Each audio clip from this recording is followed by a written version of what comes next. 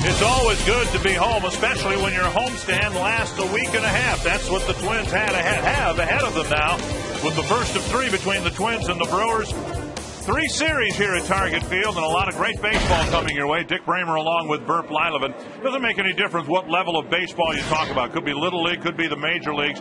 The third spot in the batting order is generally reserved for the best hitter on the team.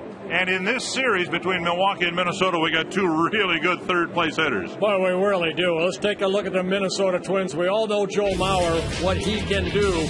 In 2001, he was the #1 pick of all of baseball by the Minnesota Twins. 3-time batting champ, 2-time Gold Glove winner. Of course, last year winning the MVP. And you go way back to Joe Mauer. I mean, this guy could just flat out hit, even off a tee.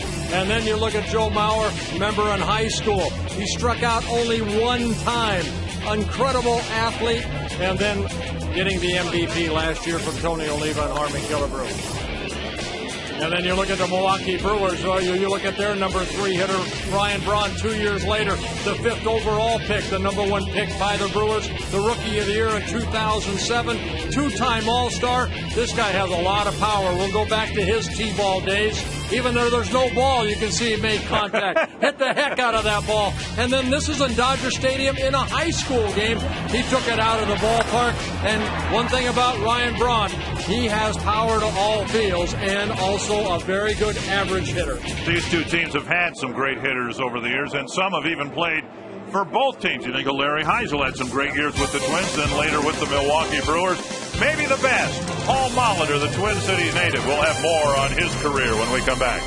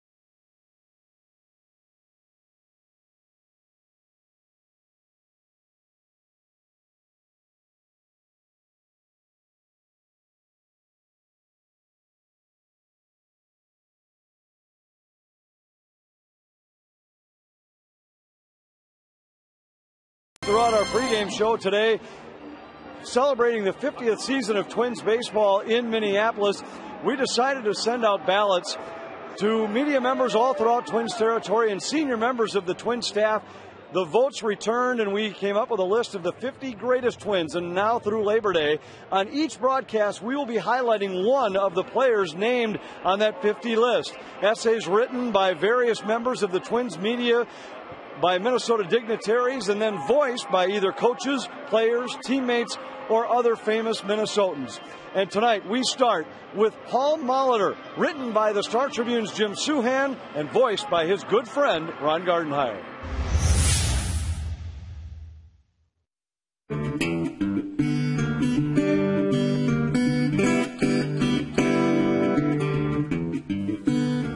As a child, Paul Molitor displaced a few tons of dirt on the playgrounds of St. Paul.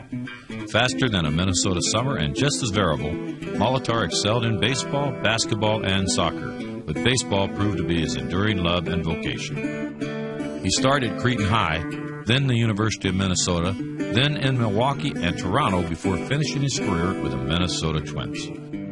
He became an all-star with the Brewers. He became champion with the Blue Jays. He became an immortal with the Twins. As a youngster, he moved constantly at the plate. As he matured, he quieted and honed his swing, making it simple and as reliable as a metronome. He'd stand frozen at the plate, his black bat resting lightly on his shoulder, and wait until the last possible moment to lash out at the ball. On September 16, 1996, that swing produced the 3,000th hit of his career.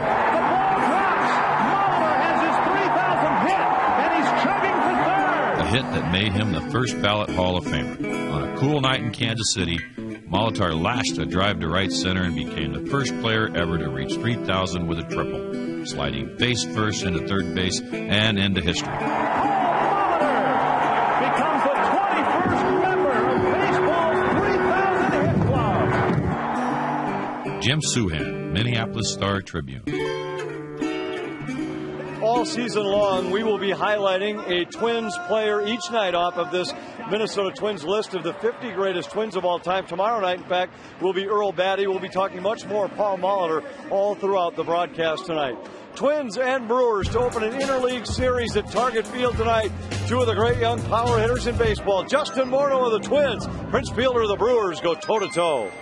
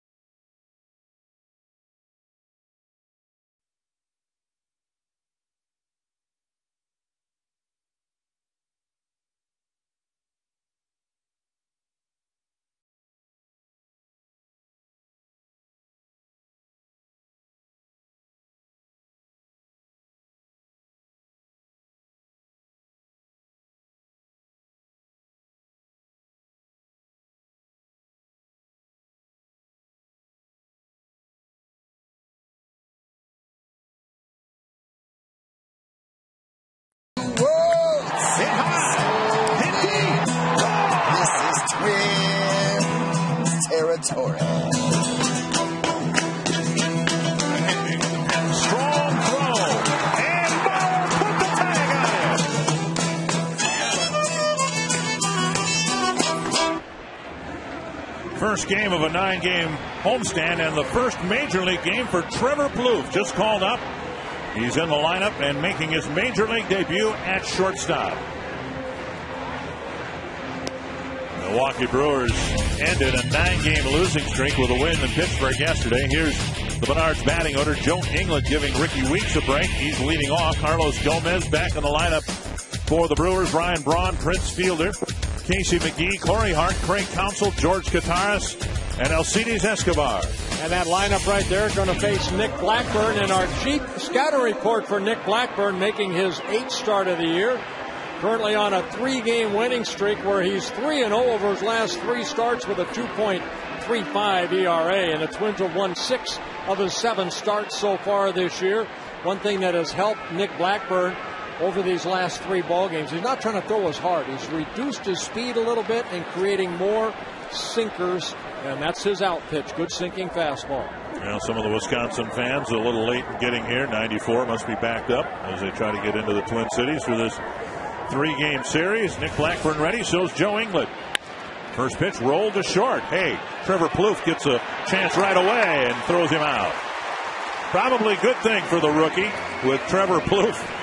Little butterflies perhaps, and he gets the first pitch hit right at him. No, it's not. He does have butterflies. He's very nervous right here. This is not a spring training game. This is your first major league game. And nicely done by Trevor Plouffe. So 1 down, and Carlos Gomez gets a little extra round of appreciation from the Twins fans here. Just off the disabled list.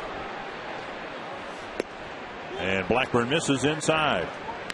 Yeah, Gomez put on a disabled list, strained left rotator cuff. Having a very solid year in his first season with the Brewers. 2-0.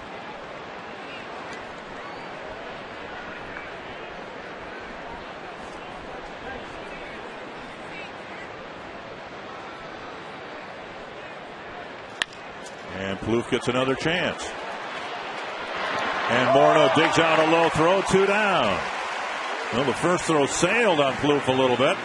Then he threw on the run into the dirt. Morneau dug it out, 2 gone. Northland Ford defense for the Twins. Delman Young in left, Denard Span in center, Michael Kanier in right. Punto, Plouffe being tested early. Hudson and Morneau are on the infield with Joe Mauer behind the plate. Well, Trevor Plouffe just called up. And Nick Blackburn has thrown a total of 4 pitches and gotten 2 ground ball outs. Here's Ryan Braun. And there's strike 1. Middle of this Brewer lineup, very potent. Braun, Fielder, McGee, and even Hart, all capable of putting up some big numbers offensively. A lot of home runs out of those 3 right there. Braun last year, 32 home runs. A couple years ago, 37. His rookie season, 34. There's Prince Fielder on deck. Braun trying to walk off a foul ball off his front leg. And that's a good sign already for Blackburn that sinker is working. Blackburn, a guy that kind of shortens his stride a little bit to create that good downward plane on that good sinking fastball. He'll mix in a little slider, curveball, and a very good changeup.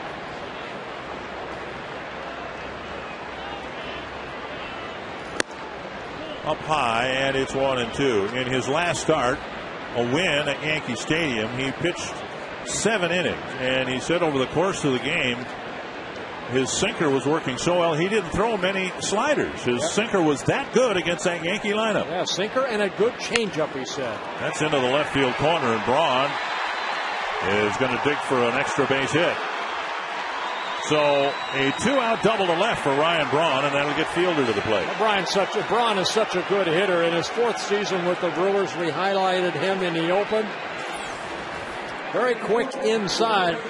You saw where that pitch was, middle in, but Braun able quick enough to get the barrel of the bat out and hits that double into the corner. For Braun, his 12th double of the year. And that'll get Fielder to the plate with a man aboard.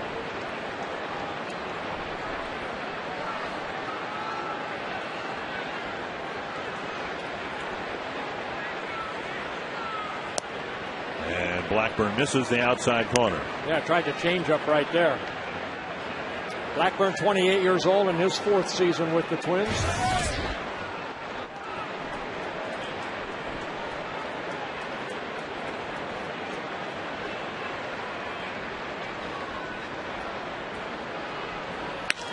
That's to left field. Delman Young over to end the inning. Couple of ground ball outs, a double and a line out. No damage done in the top of the first.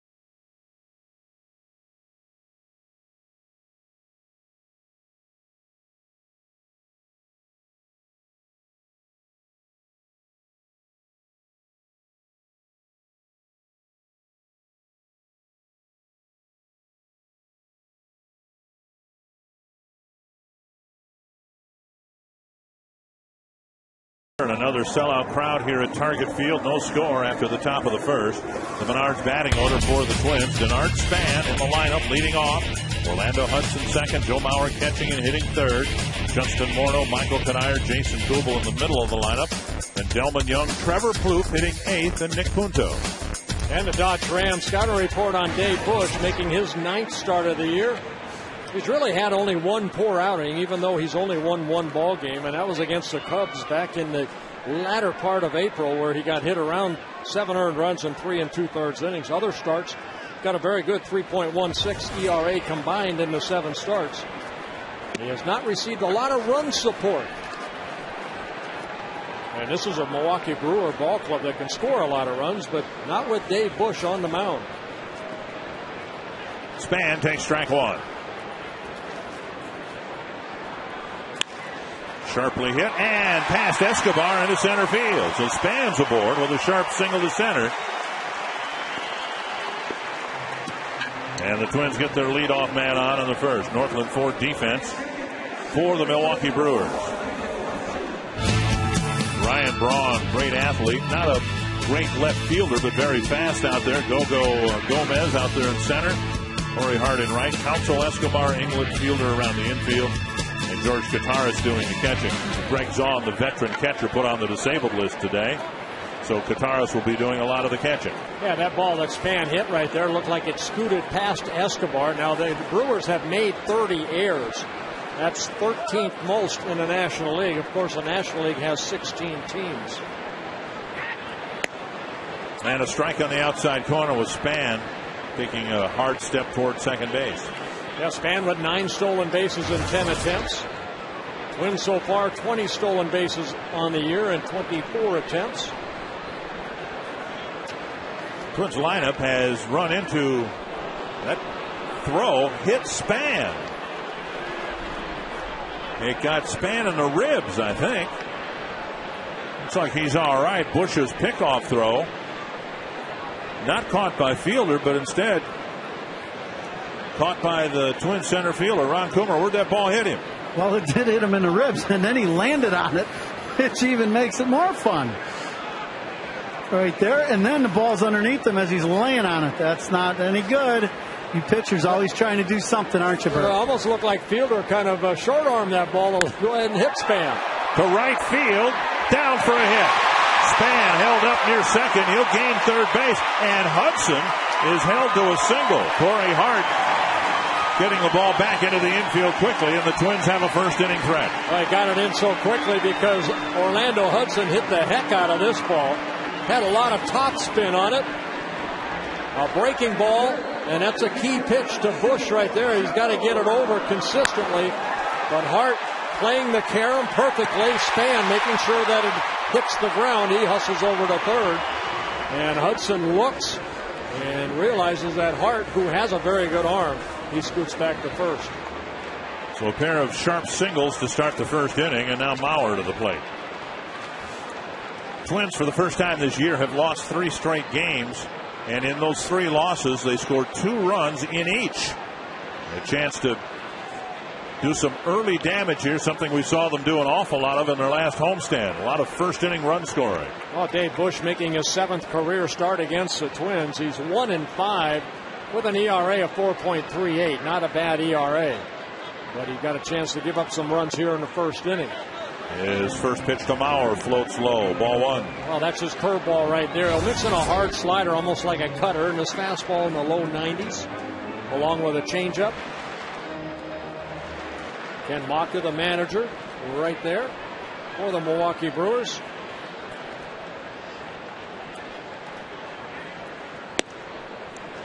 And down low, 2-0.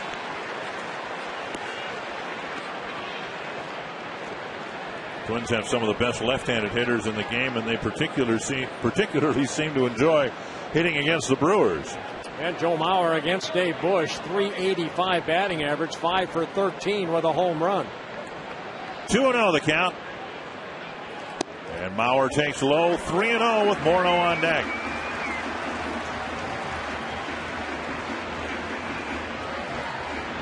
Bush, 30 years old, in his 5th season with the Brewers.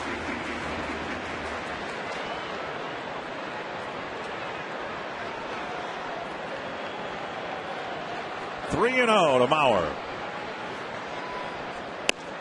And a strike on the outside corner.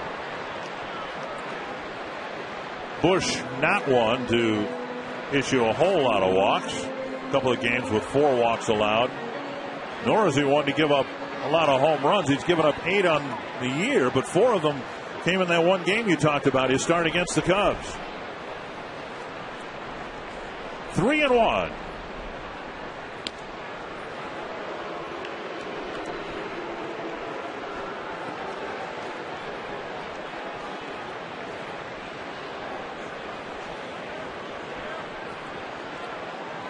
And Mauer enjoying counts like this. And he draws a walk to fill the bases. So the Twins offense had the clamps put on it by some pretty good starting pitching on the road trip. And a great chance here with the bases loaded, nobody out in the first inning at Target Field. Alcantara, the catcher, goes out to talk to Bush.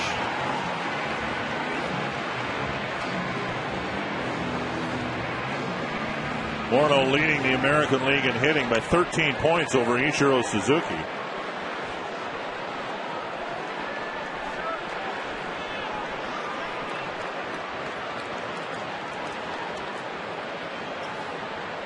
Curve missing, ball 1.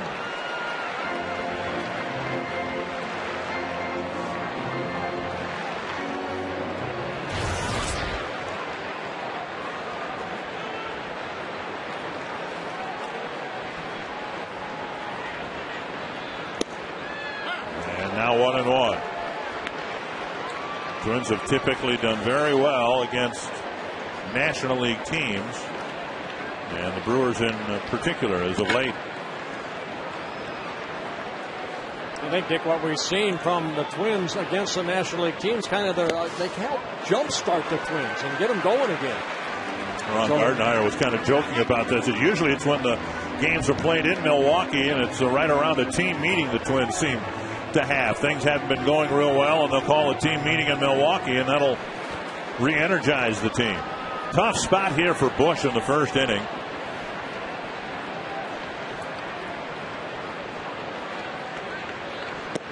And Morneau takes ball 3. Boy, Bush throwing a lot of off-speed pitches.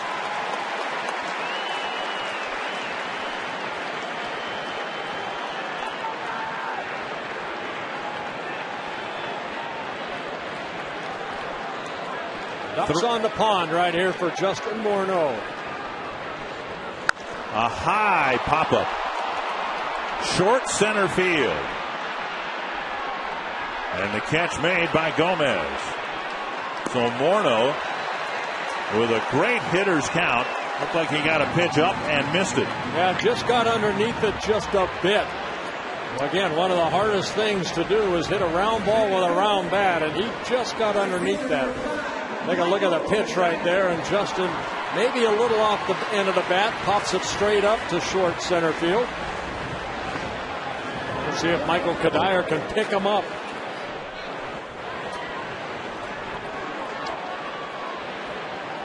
Kadire, very good numbers against Dave Bush. 6 for 14 with a home run, a .429 batting average. Base is full of Twins and 1 out.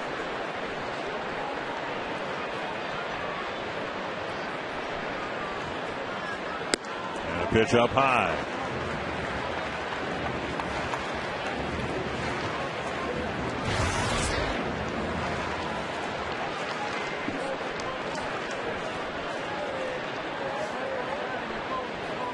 And the rest of the Twins have struggled in spots like this. There's one off speed floating up high, and it's 2-0.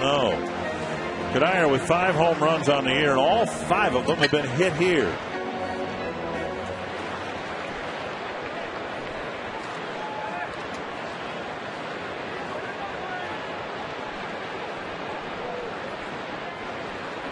(2-0) to Kadire. 3-0. And Bush, who wiggled off the hook in the Morneau at bat, is really in a tough spot here now to Kadire. Yeah, walks have not really hurt him this year, but he's a little bit wild here in the first inning. Coming into the game, 22 walks, 4 intentional in 47 innings pitched. 3-0 to Kadire. And a strike on the outside corner.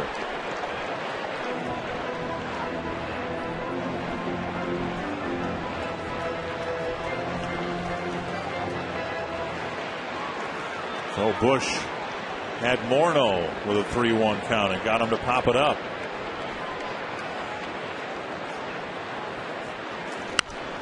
And now 3-2.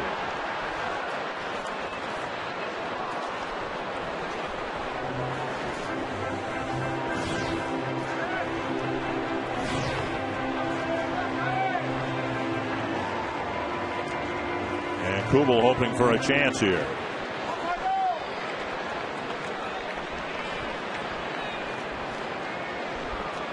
To be the 20th pitch for Dave Bush.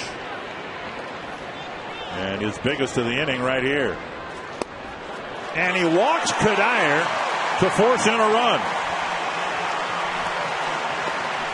Well, again, it looked like an off-speed pitch right there. And Bush having some words with home plate umpire Ed Rapuano. And Rapuano giving it right back to him.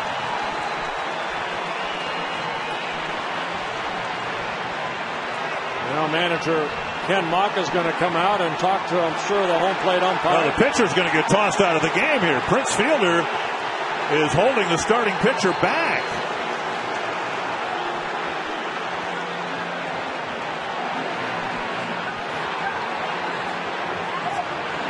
Bush looked like he wanted to continue the argument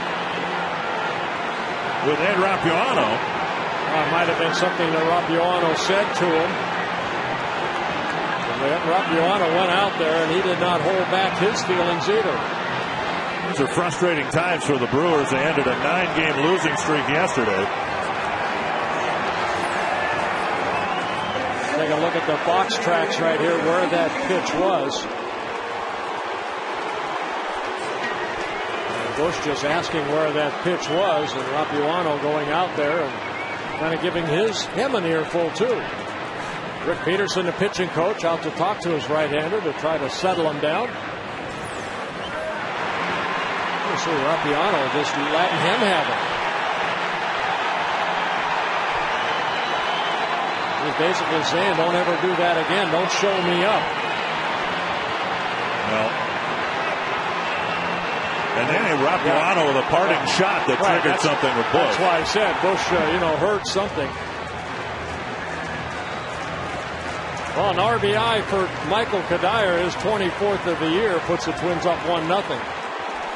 And Rick Peterson, the pitching coach for the Brewers, with a very important trip to the mound to try to settle Bush down. He's got another dangerous hitter at the plate.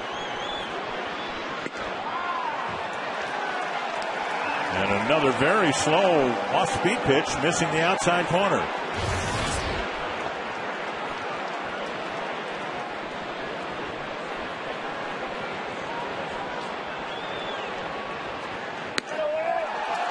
Two and 0.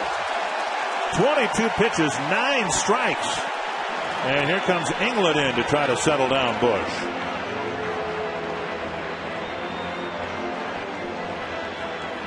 Yeah, sometimes you get a little bit hot out there, and now what Bush has to do is try to regroup and keep that ball down in the strike zone. A hit by Span, a hit by Hudson, and then Mauer walked quickly. Morneau almost walked. Kadire on a close pitch walked. And another hitter's count for Jason Kubel. Ripped to center field. Hudson will score. Mauer is going to be waved around. Gomez's throw offline, and it's 3-0.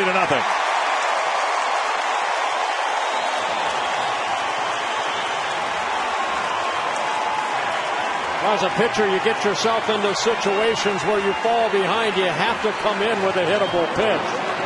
Very close pitch to Michael Kadire, but falling behind 2-0 to Jason Kubel. He goes with a fastball pretty much right down the middle of the plate. And Kubel lines it right up the middle. That scores Hudson and Mauer. So Kubel picking up RBI number 17 and 18 on the year. Here's Delman Young.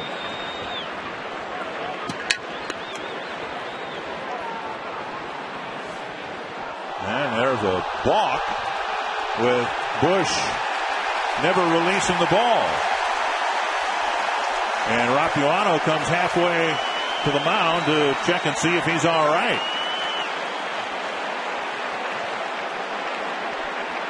I guess he didn't get the grip he wanted. Let's take a look at this pitch right here. Watch how quick it is. Check it out on Fox Tracks.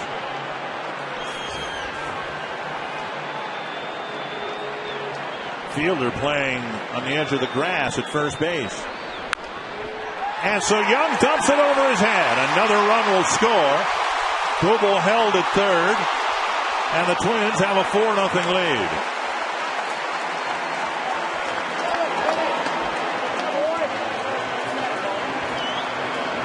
Kadire comes in. And the Twins have jumped all over Dave Bush and the Brewers.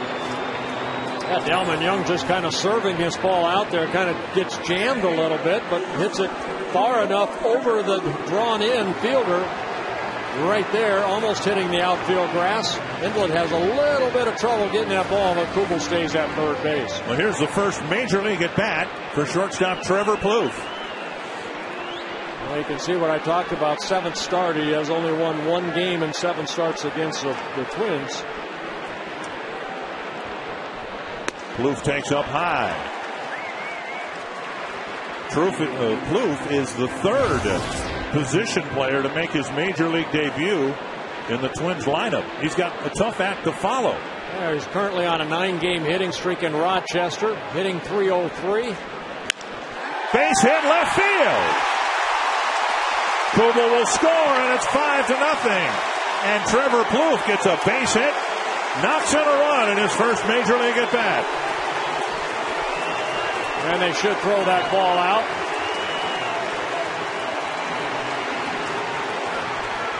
So congratulations, Trevor Plouffe. My pick to stick.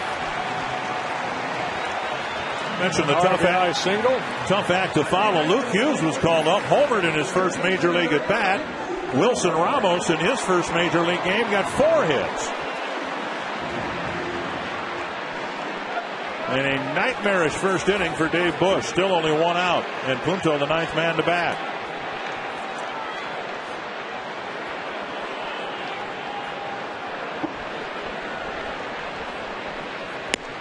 And a first pitch curve for strike one.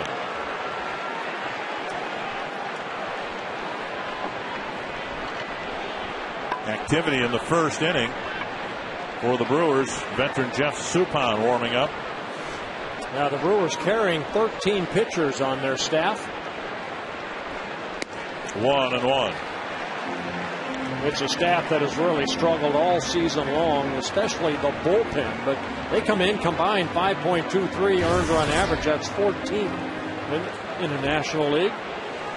Last year, their rotation had a 5.37, the Major League's worst ERA for a starting rotation.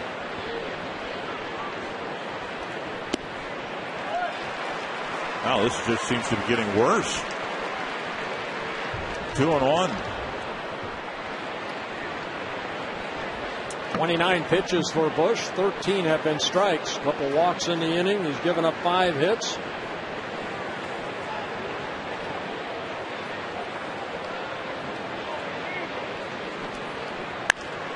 And another base hit. Young will score. Plouffe to third. Punto to second. And he's in with an RBI double.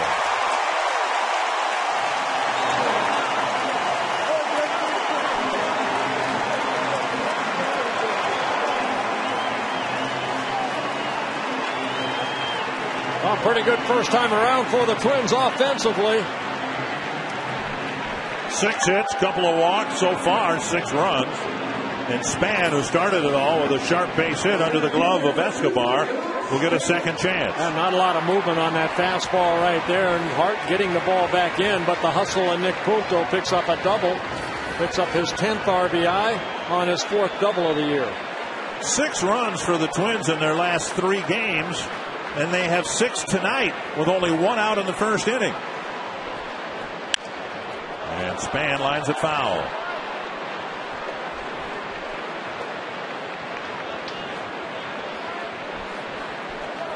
"31 pitches so far for Bush.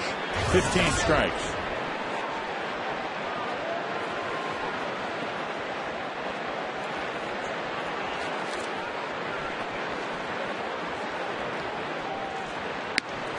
And a curve taken up high.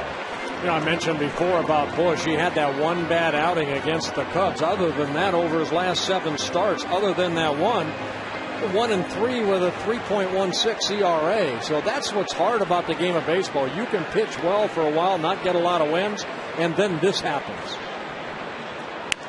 And Span waits on the curve, and it's another foul. Nice catch down by the tarp. Wow. Another reason why you bring your glove.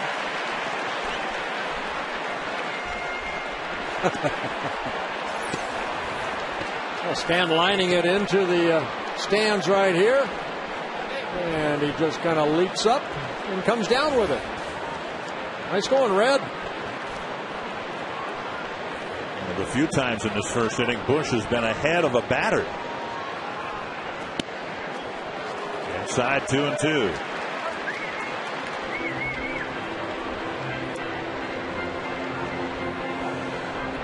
Somewhere in the dugout, Nick Blackburn saying, keep adding on, guys. Keep adding on.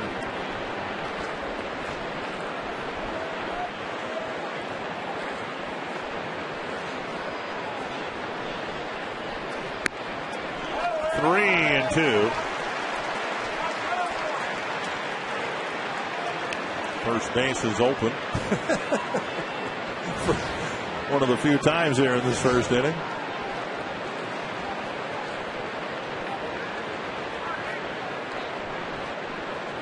Full count to Denard Span. Bouncer right side. Fielder's coming home, and they don't get it out there either. A low throw, and Kataris saw Plouffe go past his left shoulder for another Twins run. One ugly inning for the Milwaukee Brewers. Fielder had plenty of time to make a good throw. Kataris comes up and the throw low, and Plouffe kind of sliding around and tagging home plate for the 7th run of the inning. Tough play for a catcher because you're trying to block the plate and also get that short hop. 10 batters faced, 7 so far have scored, and Dave Bush hearing it as he comes off the mound in Minnesota.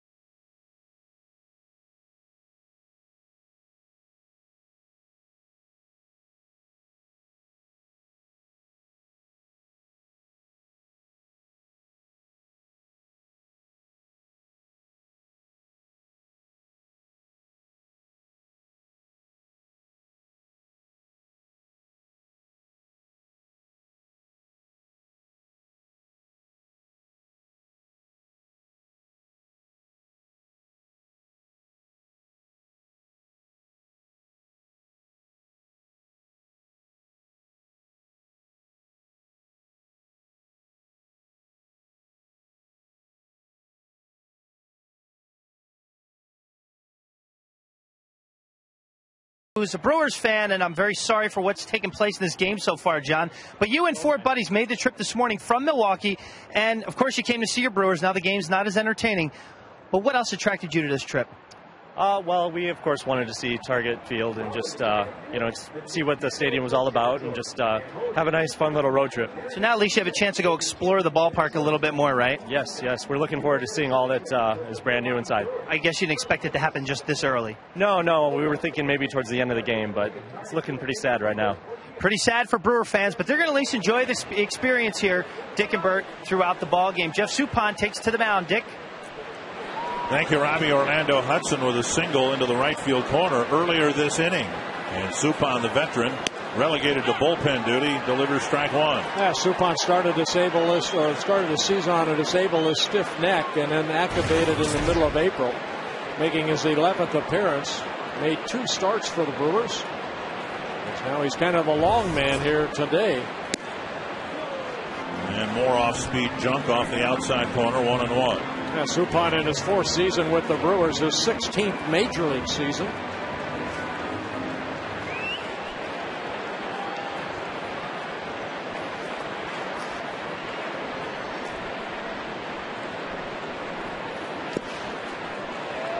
Two and 1.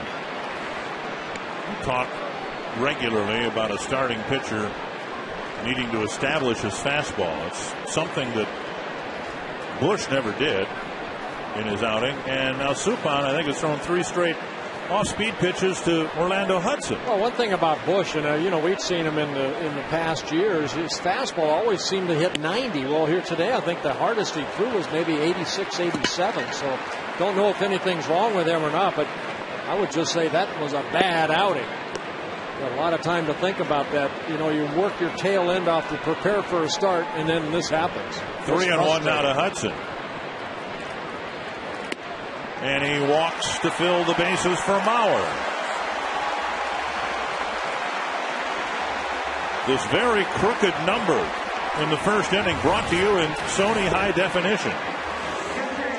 Well, Suppan has never been an overpowering pitcher, even most of his career starts have been starts. But he'll mix in a split finger, a big sharp curveball. This is the 3rd bases full plate appearance the Twins have had this inning.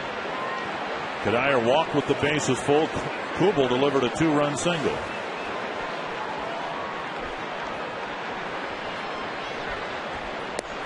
And another slow breaking ball. Clocked at 69 miles per hour.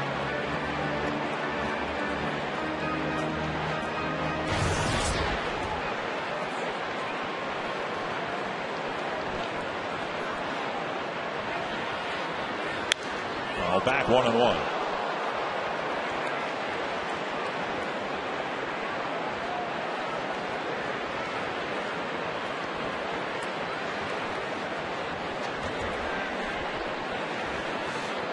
Suppan, 35 years old.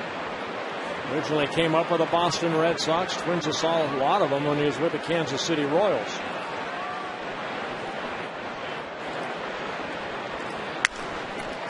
Might be a double play. Rally killer. Mauer bounces into a double play. The Twins have a great first inning.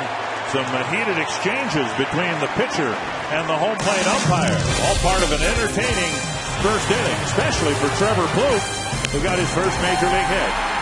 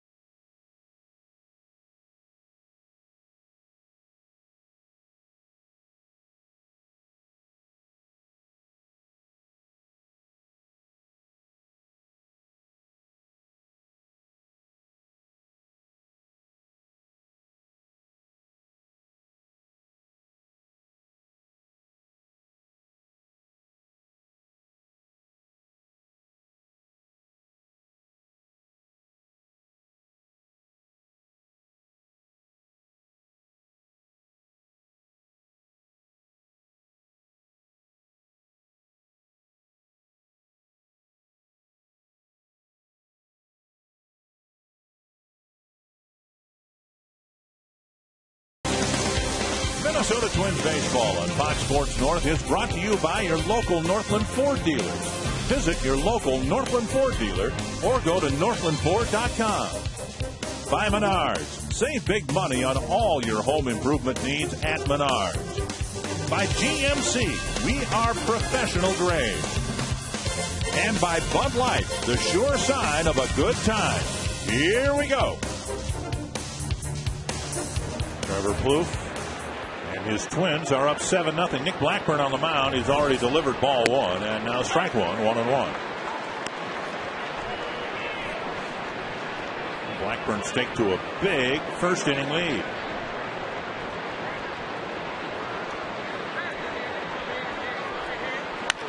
Bouncer right side. Hudson spins and fires.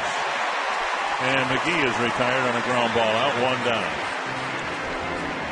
We've talked from time to time about how the Twins have excelled within the division when they've won division championships. Our Lincoln Mercury key stat. They've also done a nice job against National League teams. Well, they really have. It seems like a lot of times it'll kickstart the Twins, and you can see the record overall since 2006. The best in baseball. Here's Corey Hart.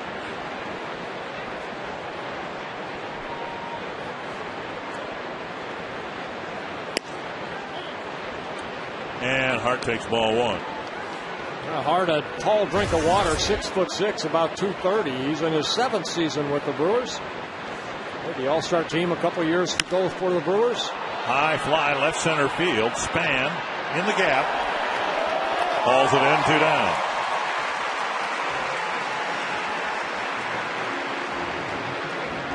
Blackburn was asked to pitch an extra inning in New York.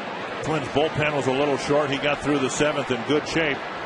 Got himself a win. And he got himself a win because of that, because that was the half inning that preceded the big 5-run 8th at Yankee Stadium for the Twins.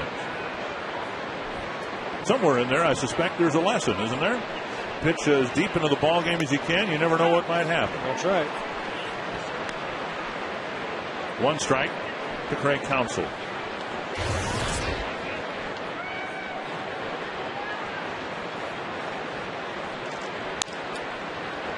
2 strikes.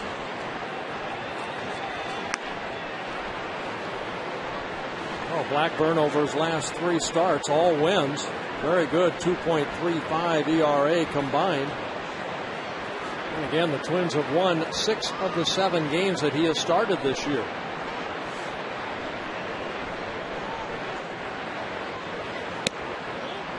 Just missing the inside corner. His good little run here right after he took a little time off to take care of a family situation. And that pitch looked pretty good.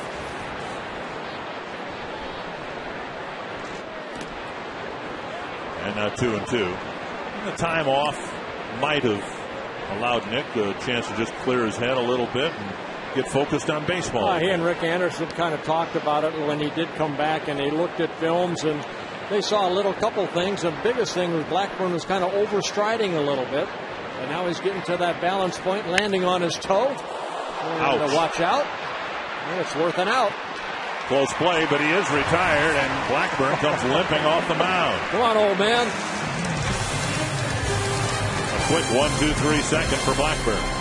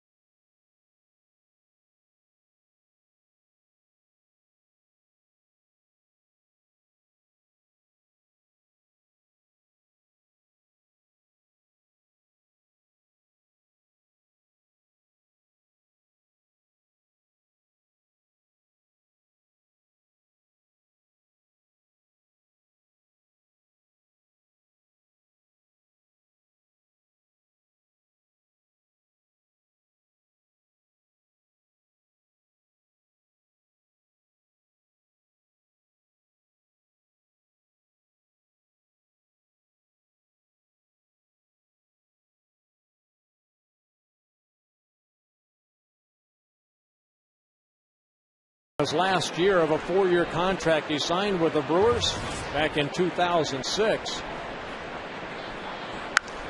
Lifted foul and out of play. He had that great postseason for the Cardinals, and that kind of set him up for a big deal. The Brewers ended up signing him to a 4-year deal, and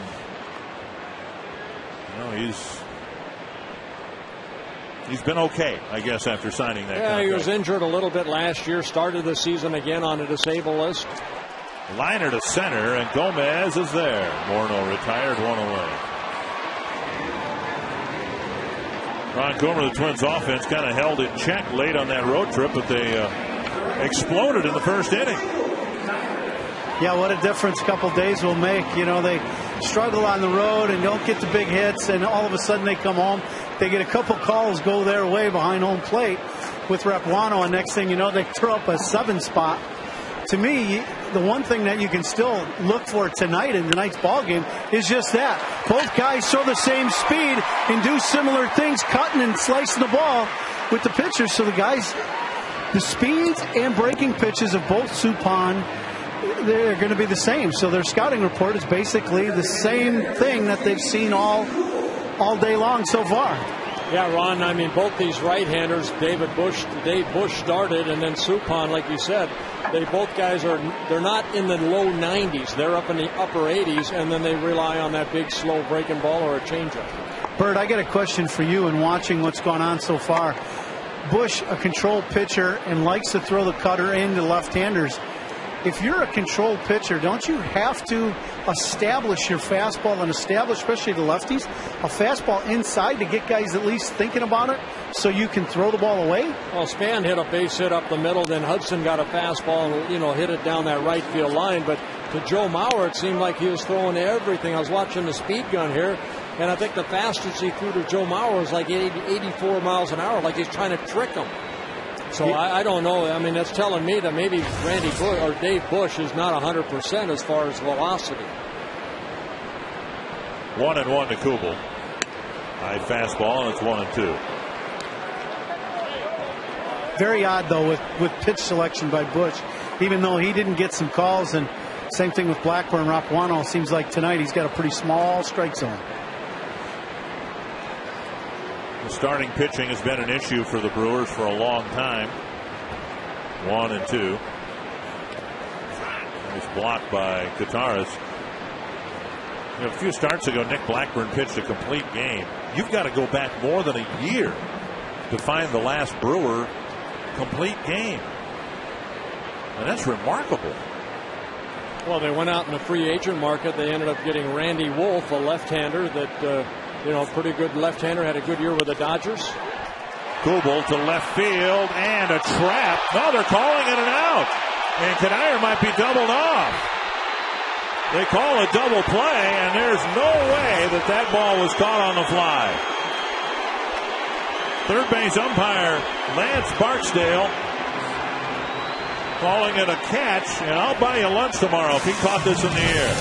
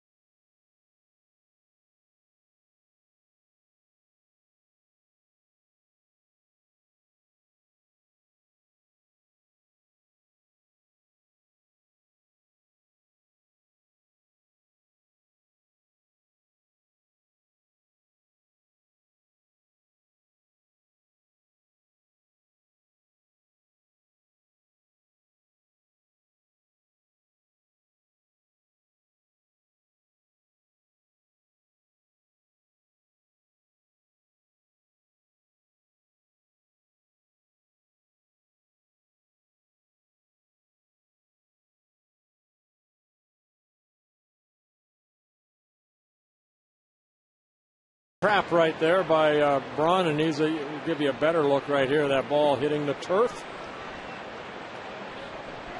Right there. And Braun just smothering it. Well, for some reason, third base umpire Lance Barksdale did not see that. Here's George Kataris, the catcher. First pitch skied to center. Span hardly has to move. A lot of quick at-bats here.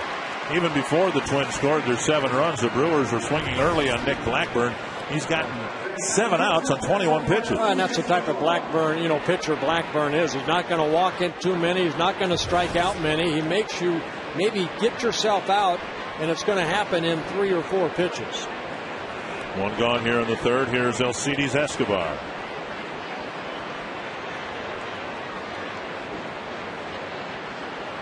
Interesting succession of moves that really started with the Brewer belief that Escobar was ready to play in the major league. So They already had a shortstop in J.J. Hardy. So in their attempt to try to fill in center field with the loss of Mike Cameron to free agency to the Red Sox, it was a natural trade to be made. Twins had one too many outfielders, and the Brewers had one too many shortstops. Yeah, Escobar, just 23 years old from Venezuela. His first 2 stints with the Brewers over the last couple of years, he hit extremely well. So they're hoping, that he would replace J.J. Hardy. He comes into this plate appearance hitting .241. He does have speed, 5 triples on the year.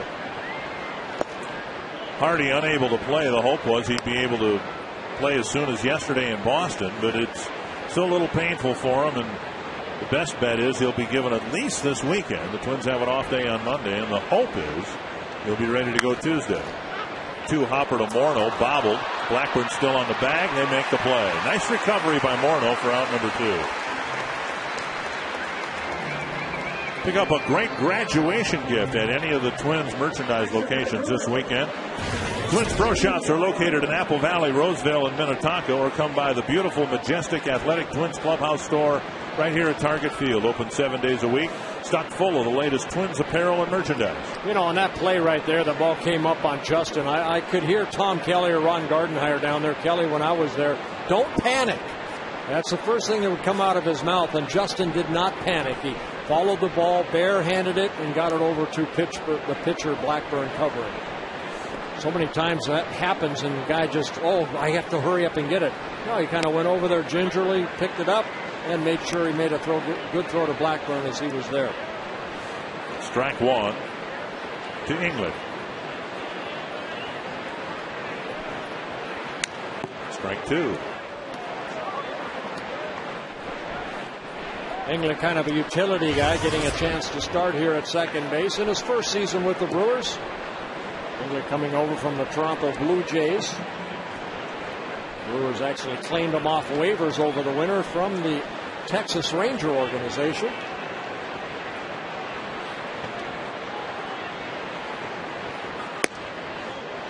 And Blackburn tries for the inside corner and misses. This will be his 30th pitch of the ball game.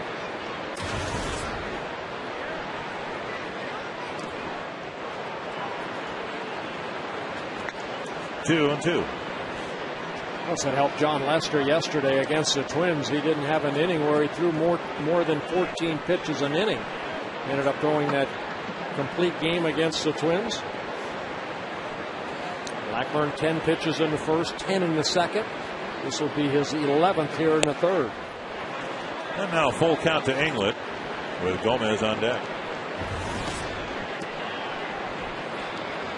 There's the pitches per inning.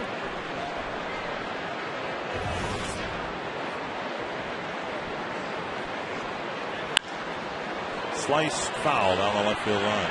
I want to pass along happy birthday to Ken Herbeck today. Herbie's celebrating a big one today. Welcome to the club, Herbie. That's all we'll say. Number 30, I guess, huh? Torontosaurus Rex, happy birthday. And Blackburn lost it. So first walk issued by Blackburn, and now he'll face Gomez with a man aboard. And only the 13th walk for Nick in now 49 innings pitched.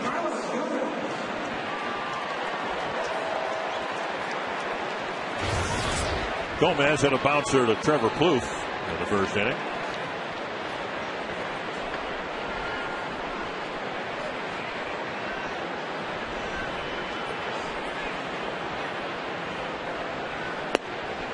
And Blackburn misses ball one.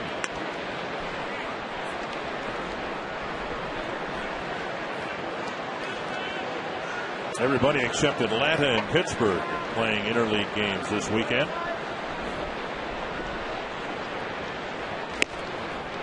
One and one, because you've got 16 teams in one league and 14 in another. Not everybody can cross over to the other league.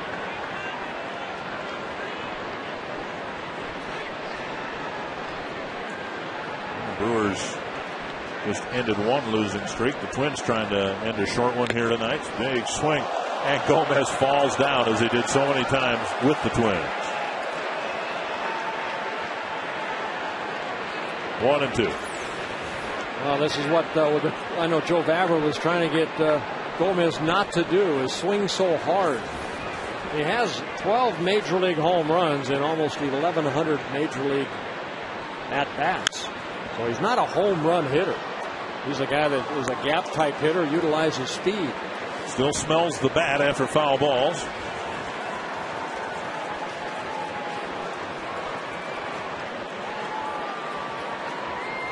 She probably barehanded that. 1-2. And Gomez swings and misses. Blackburn finishes off the Brewers in the third.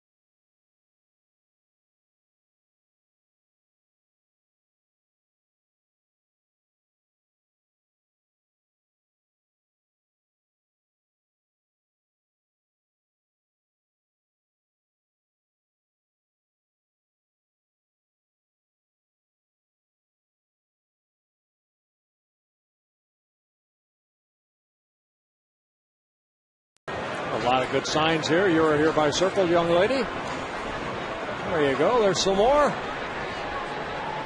lot of people graduating.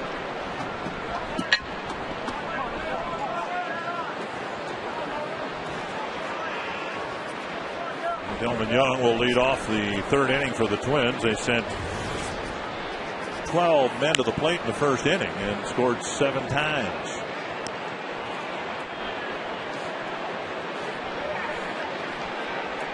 So 1 strike to Delman Young. And Supan's job right here is hopefully get deep into the ball game, save those arms in the bullpen for tomorrow and Sunday.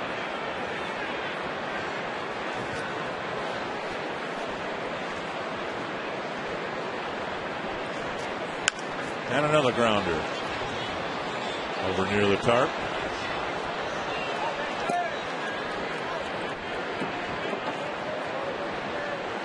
Nice, fairly cool May evening here. It's supposed to warm up in a hurry. In the 80s tomorrow, maybe game time temperature around 90 degrees on Sunday.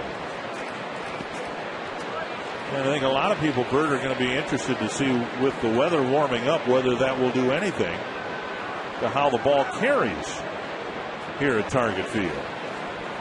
Right now, not much wind at all, just a very light breeze here at the ballpark. Skied, and fielder comes in to make the catch. Trevor Plouffe coming to home plate for his second major league at bat. Robbie Ince-Makowski talked with him before the game about his debut. I'm pretty excited. You know, I'm trying to stay calm and really just soak it in a little bit. But I'm definitely excited, and you know, it's going to be cool. I have some family here. It'd be nice to share this moment with them. Well, he drilled the second pitch he saw as a big leaguer into left field for an RBI single. And he takes a strike. Yeah, Plouffe, the #1 pick by the Twins in 2004 out of Southern California, 23 years old. This is his 7th season of professional baseball. And at Rochester in 38 ball games, hit some home runs, drove in some runs while hitting .303.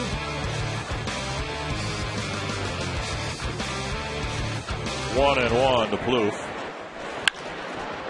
And a bouncer to short. Escobar fires across. Out number 2. You can get involved in our telecast tonight. Let us know who you think will be the Arby's value player of the game. Text the word value followed by a space in the player's name to short code 234-234. Well, you got a lot to choose from so far. 7 different Twins scored in the first inning.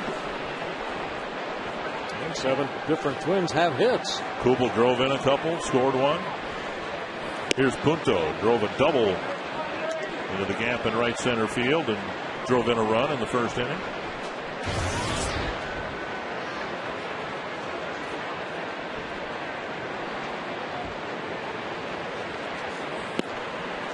Two and 0.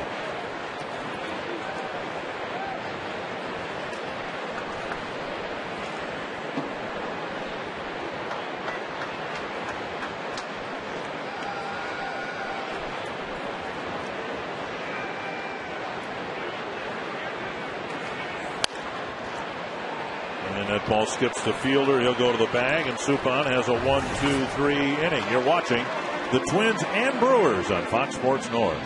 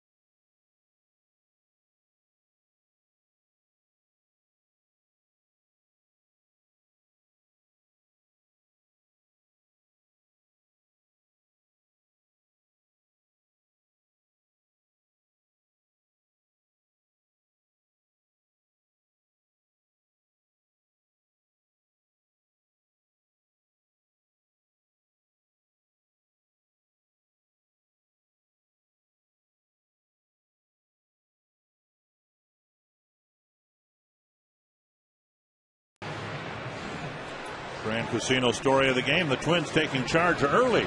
Yeah, Dave Bush just struggled.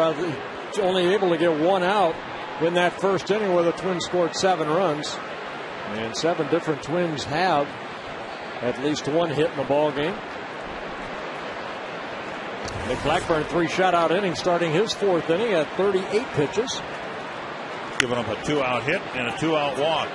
That ball barehanded by Punto, and it'll be a leadoff infield hit for Ryan Braun. He's got both Brewer hits. Yeah, not much Nick Punto could do for with that right there, kind of a swinging bunt. And Punto really hoping that this ball would maybe go foul, but instead it just stays fair. See how deep Punto was playing, and then that ball you hope that goes on the foul side of third base bag. Punto just picks it up and puts it in his pocket.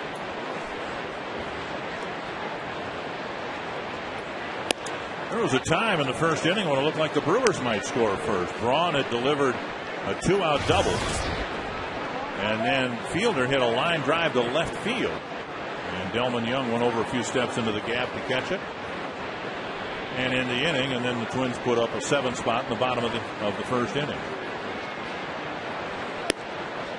Down low, 1-1.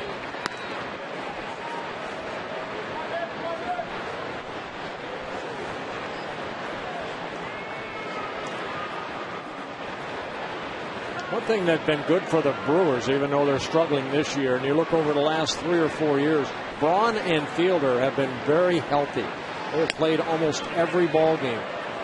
In the case of Fielder, this is his 226th consecutive game, and that's the longest active consecutive games played streak in the major leagues.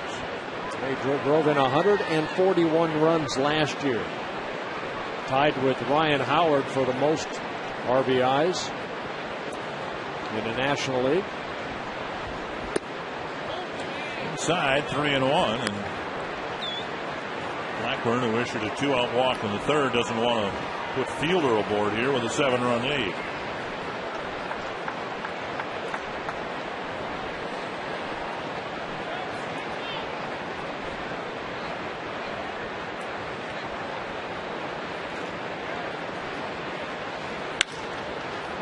Loof to Hudson. To Morneau. There's a double play that takes care of everything. 2 gone. Well, that's always been Nick Blackburn's one of his favorite friends right there. 10 double plays turned now behind Nick Blackburn. And this is his 8th start. Hudson playing deep right here, so Plouffe ends up getting that ball and then feeding the ball. Nice feed right there by Plouffe as Hudson runs across the bag. And you see Hudson kind of pointing at the shortstop right there. Trevor saying, hey, nice lead.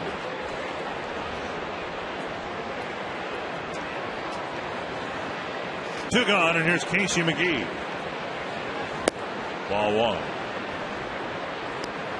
McGee with some off-season knee cleanup. Pretty potent hitter for the Brewers. Foul back, 1-1.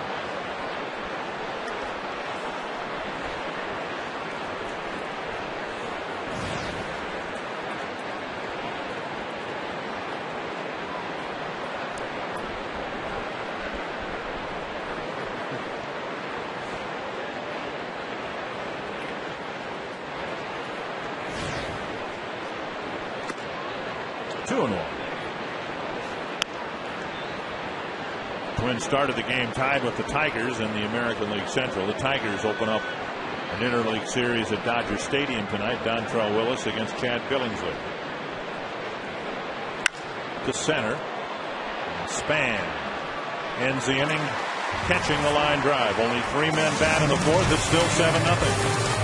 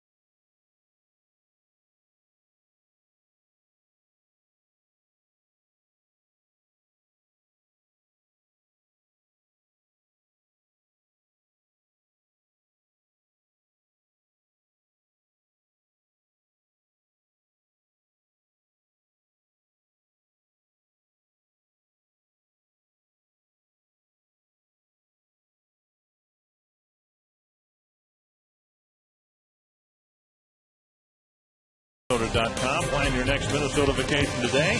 That's the Mill City Museum in Minneapolis, built in the ruins of what used to be the 4th largest flour mill in the world.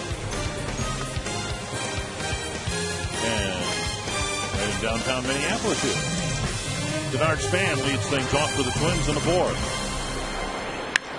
That's to left center field. And that's into the gap. Span digs for second, and he's got a first pitch double here in the 4th.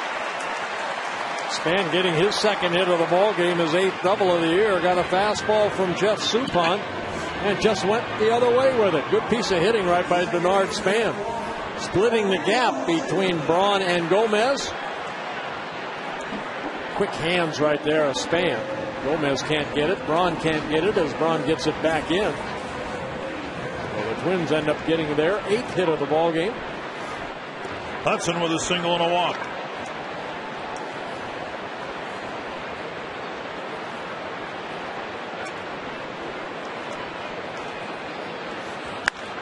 There's another liner to right, and that ball dropped in right field by Hart. It'll be another base hit for Hudson. That time looked like Hart actually got there to catch the ball, but the ball didn't stay in the glove. Second time that Hudson has had a very good at-bat. He hit the wall on a one-hop in his first at-bat right there. That ball hitting his glove and then bouncing out. Hudson does get a base hit on this, and Span goes from second to third. Span had to kind of hold up to make sure that Hart doesn't come up with that. 9th hit for the Twins. And Mauer doesn't have one yet. He walked and scored in the first and ended the first with a ground ball double play. Yeah, every Twins regular that started the ball game has at least one hit, except for Mauer and Morneau. You don't say that too often. Floats outside, ball 1. I'll be curious how the Brewers pitch Mauer all weekend long, whether it's going to be a steady diet of off-speed stuff as we've seen here early in the ball game. Certainly a lot depends on who the pitcher is. It's Giovanni Gallardo tomorrow going for them. You see Gomez shading them a little bit toward left center. Another off-speed pitch. Hey, Ron Coomer, a lot of off-speed pitches, but Joe waits back so nicely. Maybe that's why they're shading him a little bit toward left center. Well, they're gonna have some kind of report. We all know he likes to hit the ball over there. But the one thing about tonight's game, when you throw up a 7 spot in the first inning, I know Joe Vavra and all the hitting coaches I've had are really trying to stress, keep having quality at bats and stay in the game mentally and keep grinding. Don't just blow off at bats. Hudson with a good at bat, Span with a good at bat, and now Joe also having one. I think it's real important. The one thing about the scouting reports we've talked about, Suppan will cut the ball in and then just kind of throw a little two-seamer fader away with the breaking ball. You got basically the same guy in these two pitchers that have thrown for the Brewers so far. 2-1 to Mauer.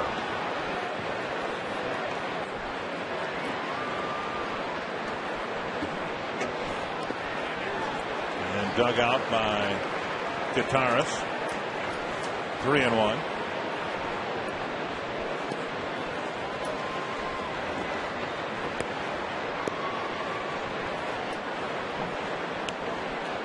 Twins finished a 2-game series in Boston. The Red Sox, a 4th-place ball club, 8.5 games out.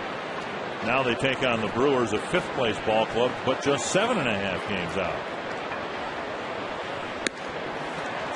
And the bases are loaded again for Morneau. Yeah, I think in their division, everybody looks at the Cardinals, but the Cincinnati Reds in the Central Division play very good baseball. I guess you contrast the two divisions. I don't know if the the Devil Rays continue to play good baseball. A slow start by the Red Sox may have already cost them a postseason berth. But in the National League Central, I think the Brewers, if they can get some of their problems squared away, can recover and still be a strong factor in the race. Offensively, I think they can compete with anybody in the National League. It's going to be the pitching that gets them back in. Bases loaded, nobody out. And Morneau takes a strike. Morneau came up with the bases loaded in the first and hit a pop-up into short center field. And then leading off the second, he lined out to the center fielder, Gomez.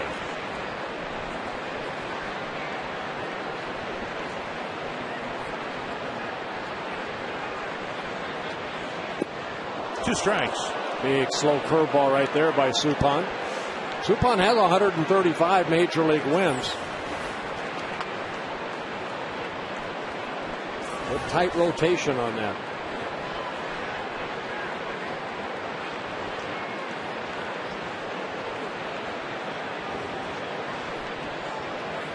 Seemed like every year he'd win 10 games for a bad Kansas City ball club.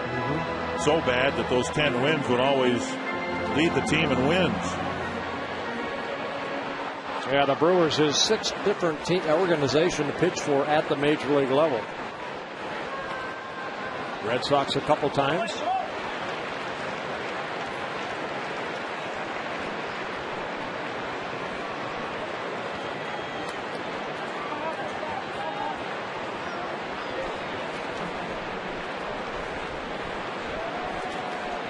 Two and two to Morneau with Cuddyer on deck.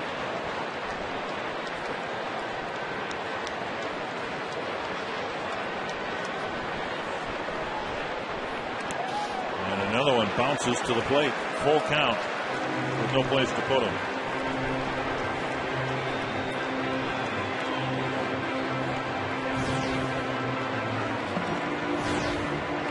And Cuddyer hoping for another opportunity here with men on base.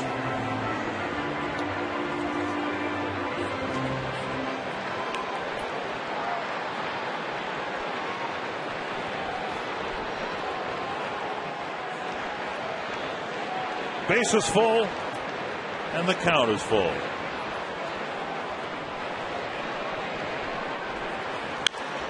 And a foul ball. Even that pitch right there at 79 miles an hour. Suppan just taking a little off. Suppan was the de facto ace of the Royals when he was with them, to the point where he was the opening day starter for Kansas City in 2002. When Jock Jones hit the second pitch of the season into the fountains in left center in Kansas City, signaling a great start for what turned out to be a great year for the Twins. And now he'll reload with another 3-2 pitch.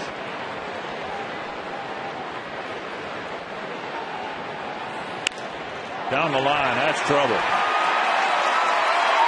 Couple runs will score. Morneau goes to second with a 2-run double.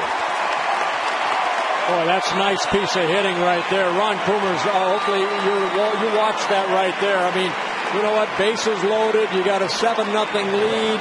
You think Justin's trying to hit the heck out of the ball. Instead, he just kind of reaches out and just takes that ball down the left field line. That's why this guy's leading the American League in hitting. Well, there's no doubt. And the thing is, after having 2 frustrating at-bats, especially the first one with the bases loaded, he took what Suppan gave him. Suppan staying away. A lot of off-speed pitches. He dumps one in left field.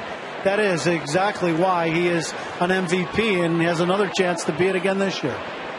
Fox Tracks brought to you by the Minnesota Department of Public Safety. Buckle up and get home safely. Cuddyer drove in a run with a walk in the first, singled in the second.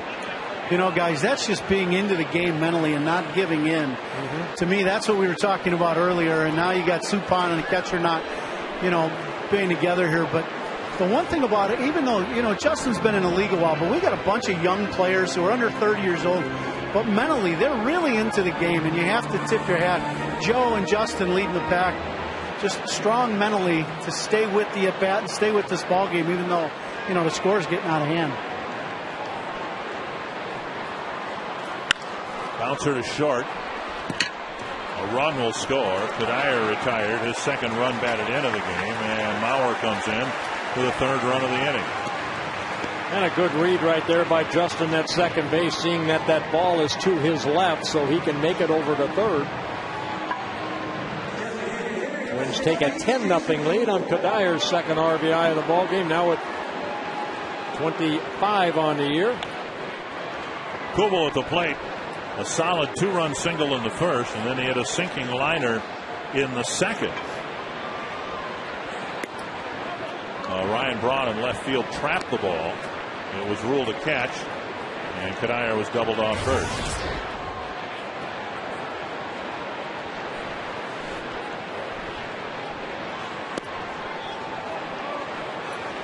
Twins with a 7-run first. So far 3 here in the 4th. Nick Blackburn with 4 shutout innings, and it's been all Minnesota so far on a nice Friday night at Target Field. That's to the gap in left center. Braun with the catch. Tagging and coming in is Morneau. 4th run of the inning. It's 11-0. And Jason Kubel picking up his 3rd RBI of the ball game. You can ask a question of us online at carsoup.com/baseball. And tonight's question comes from Mark Roberts of Rochester. If we could make one rule change in interleague play, what would it be?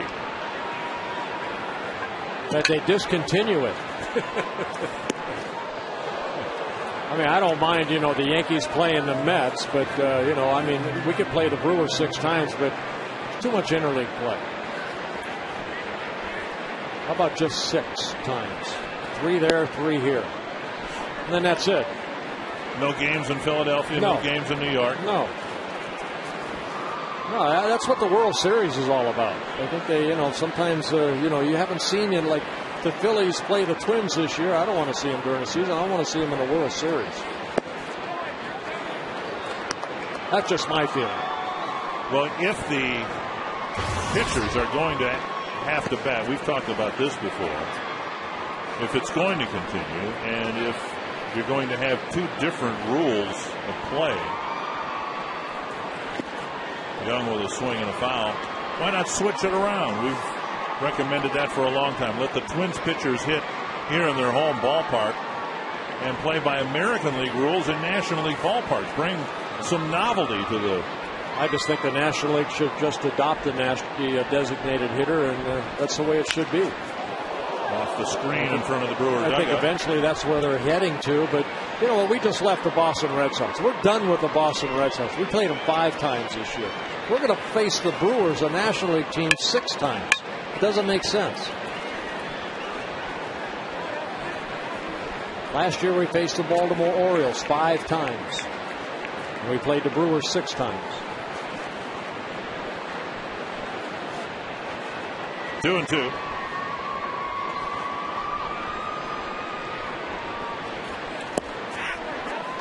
And now full count.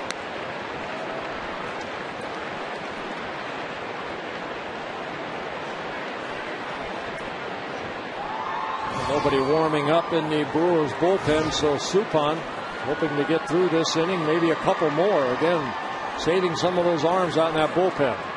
The bullpen has really struggled all season long.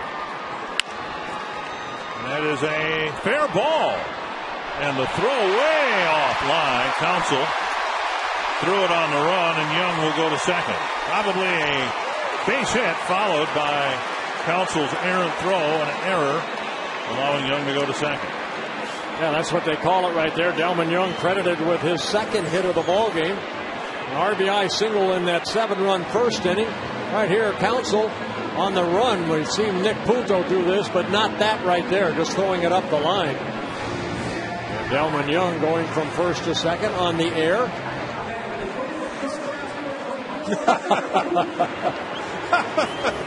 Very nice. He needed to get out of the way. Well, Counsell charged with an error, his 3rd error of the year. And that'll bring up Plouffe for the 3rd time in the ball game. Inside, ball 1. Let's take a look at him right there. There you go. Watch. There you go.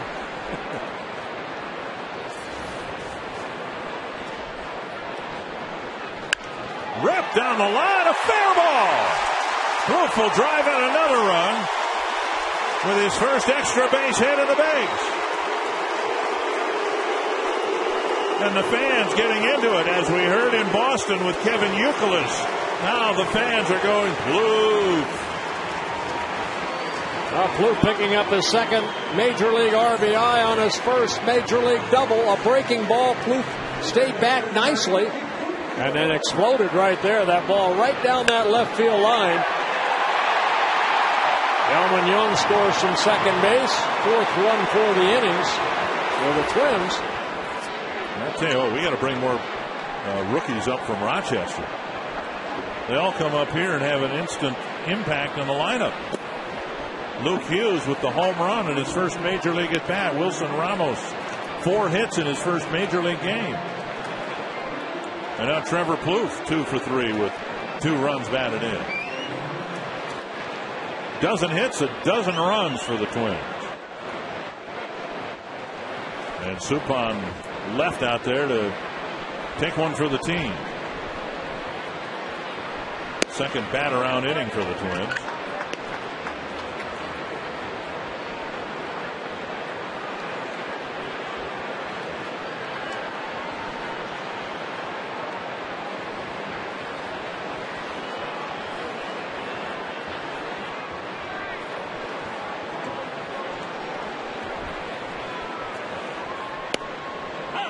As this game has fallen out of control, this might be an opportunity for the Brewers to get Trevor Hoffman some work. Well, you know what? I wanted to ask Ron Coomer a big question right here. Twins took a 7-0 lead. They've added 5. These are the type of ball games that, because what Joe Vavra said, Ron, you take every at-bat seriously, because these are these improve your stats right here. Well, they improve your stats, and I agree. The one thing about games like this, you don't want to show up the other team, and that's what everybody worries about. You don't want to do anything like that. But if you hit a double, it's a double. Right. But you take your at-bat serious, because Major League at-bats are precious, just like Major League starts, Bert. Right. And you don't take them for granted one bit. And to me, every at-bat you step in there, you go ahead and have your normal at-bat, run the balls out, play the game the way you're normally supposed to play it. And if they can't get you out, that's the way it is. That's the breaks. I wanted you to say that because, you know what, as a pitcher, you're out there getting hit hard, and, you know, you're just making bad pitches, and the hitters have the right to just go up there and just whack away and you know, improve on their numbers. Why wouldn't you? Right. The one thing you wouldn't want to do if you're a Twins hitter right now is have a swing like Gomez did and fall down. That may not be too good unless you like one in your ear hole. But other than that, you play the game the way you normally play it. Right.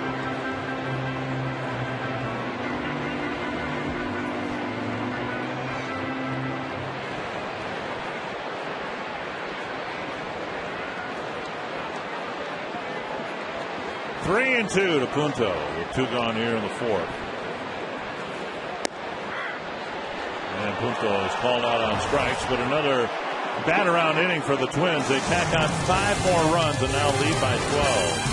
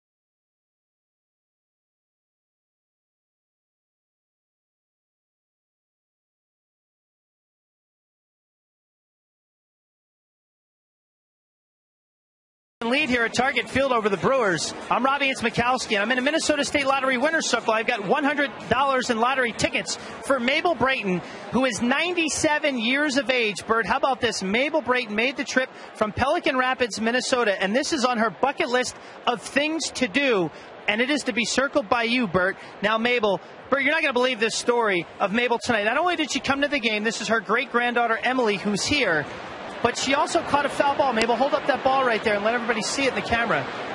Now, how much? There you go. Can you still throw right now? 97, Mabel? Yeah. Can you still throw? I haven't tried for a while, but I'll try. Don't throw it back on the nice, field. I like that. Now, how much fun are you having tonight? The Twins are winning. You're with your great-grandson, your great-granddaughter, and you got a foul ball, and you're circled by Bert. And the 12-0 so far. 12-0 so far. It's unbelievable, isn't it? It's unbelievable. And after they're losing, this is wonderful. It's wonderful, isn't it? Now, I think I had anything to do with it. You don't think you had anything to do with this? Are you sure? Probably. I know I got it from him, but.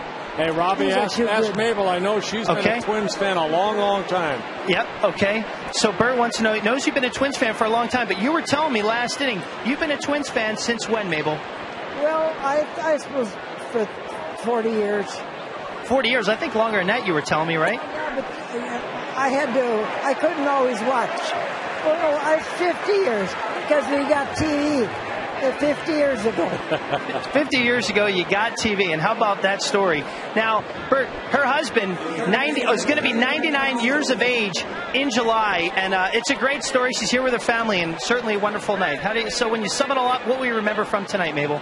It's unbelievable. It's what it is.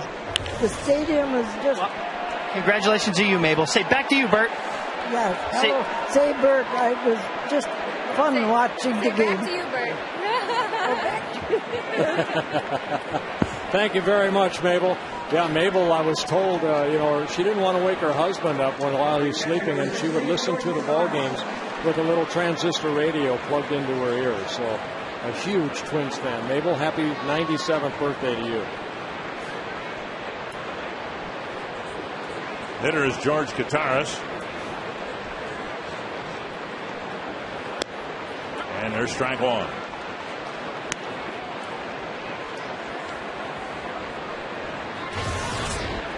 Blackburn, who won his last start with some late run support, getting plenty of early run support here tonight.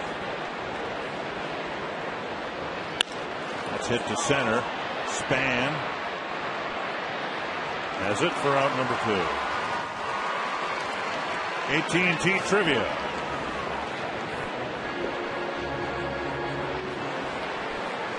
Who's the only player to appear in an all-star game as a Brewer and as a Twin? We talked about that before. Some players have played for both teams. Paul Molitor, Larry Heisel. Trying to think of some others.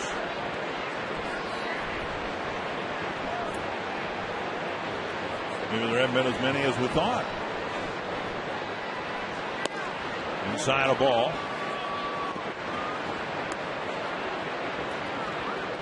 Trying to think of any pitchers that pitched, for the Twins and the Brewers. LaTroy Hawkins is there now. LaTroy on a disabled list. Had a chance to talk to him. He got a bad shoulder. 1-1 to Escobar.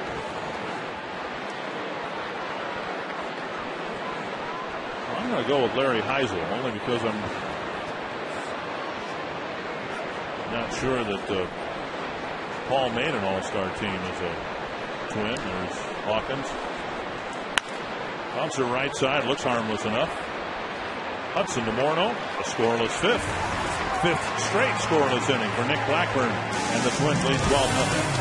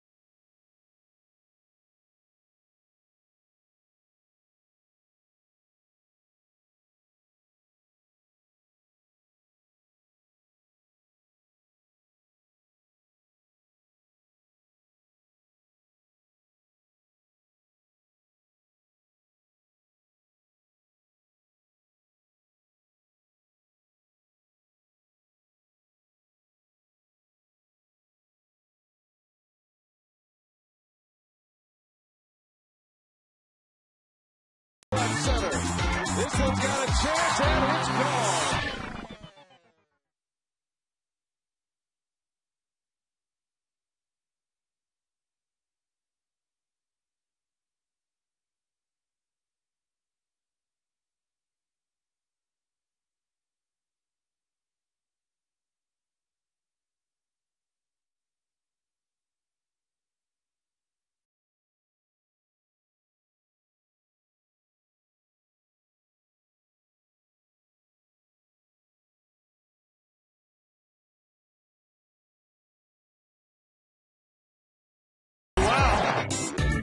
Left center. This one's got a chance, and it's gone. 7 in the first, 5 in the fourth, and through it all, Nick Blackburn's pitched well. A 12-0 Twins lead in the series opener. Yeah, Blackburn, good pitch count, too. 59 pitches, 5 shutout innings. Dave Bush started the ball game. Jeff Suppan relieved him. Now Claudio Vargas coming out of the Brewers bullpen, making his 16th relief appearance. Very high 8.04 ERA in 15 2/3 innings. 7 walks, 24 hits allowed. So a lot of base runners with 15 strikeouts.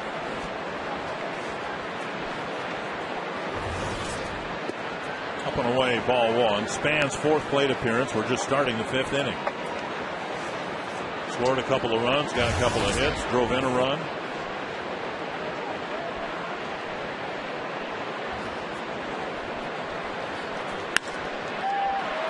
A 3-hit night for Span with plenty of game to go.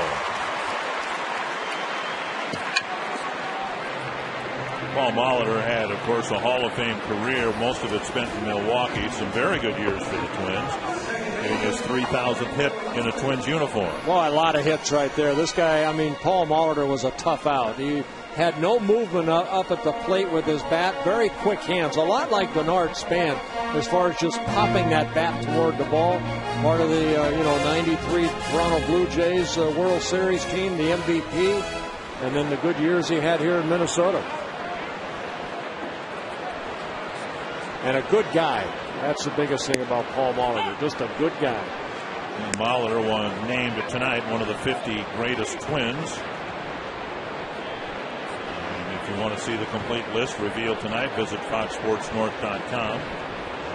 Anytime you put a number on, 50, you always think, well, there's 10 guys or 20 guys or even 30 guys that could have been on the list that are not. So there's a lot of great names on the 50, but there's also some that you're saying, boy, how about this guy? How about that guy? But congratulations to all 50. And as you'll find, if you look at the list, it's not just players, it's uniform personnel or coaches and managers listed there. Happy for Rich Dalmasic. You mentioned that in the pregame. 1-2 to Hudson. Rich Dalmasic was a coach for the Twins at Metropolitan Stadium through all the indoor years, and now still going strong here in the great outdoors again. Scully loves baseball. He loves to be out there in that bullpen to give those guys heck. 2-2. Well, Vargas, 31 years old, from the Dominican Republic. This is his second season with the Brewers, his second stint with the Brewers. Came up with the Expos back in 2003. Was with the Brewers in 2007. Then rejoined the Brewers last year from the Dodgers. So he and Hudson were teammates last year. He's been at this a long time, Vargas has. This is his 15th year of professional baseball. 3-2, nobody out. Boy, the Twins have just done a wonderful job here tonight getting guys on base. A dozen runs. They haven't hit a home run yet. Haven't come close to hitting a home run yet. And now Hudson draws a walk, and there'll be runners at first and second with nobody out. Vargas trying to just overpower him right there and call the ball. The 4th walk for the Twins here tonight. Second time Hudson has walked. Bauer's walked twice and scored. Put a ball in play once. He bounced into a double play to end the first inning.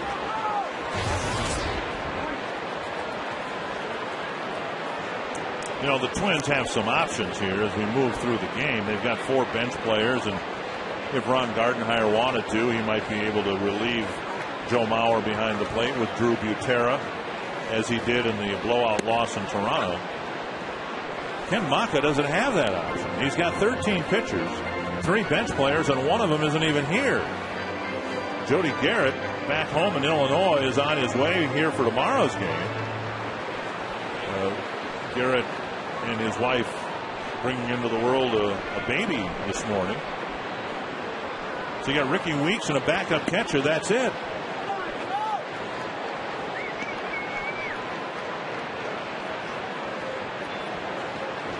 One and one to Mauer. Twins have Jim Thome, Alexi Casilla, Brendan Harris, and Drew Butera available to them.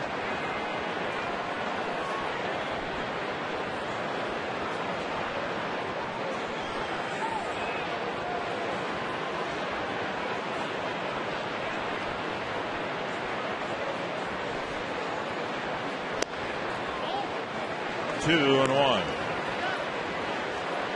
First Bush, then Suppan, and now Vargas, and they all seem to want to nibble.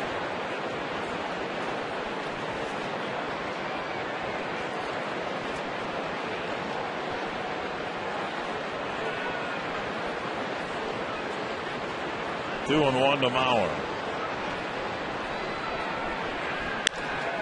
It might be another double play ball. Mauer's hit into 2 of them. Span goes to third base. Time to vote for the 2010 All-Star teams that will be playing the Midsummer Classic in Anaheim. You can vote for all the Twins and the rest of your favorite major leaguers online at twinsbaseball.com. Vote early, vote often, help the Twins be well represented in the 2010 All-Star game. Twinsbaseball.com, where Twins baseball is always on. Here's Morneau, a 2-run double dumped down the left field line, his last time up.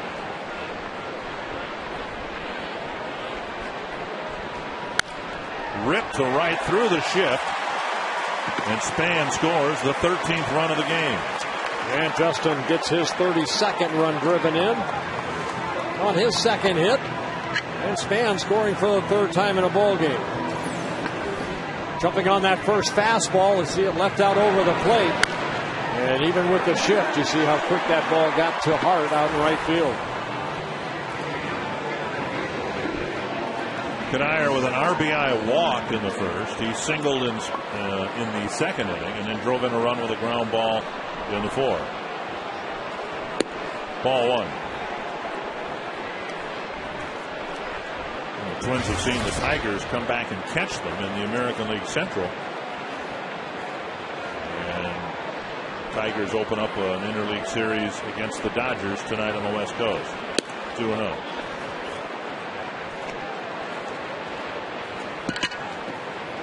I was looking at Alcides Escobar. He's got his arms crossed right now, the shortstop for the Brewers. And it seems all night long the counts have gone 2-0, 3-1.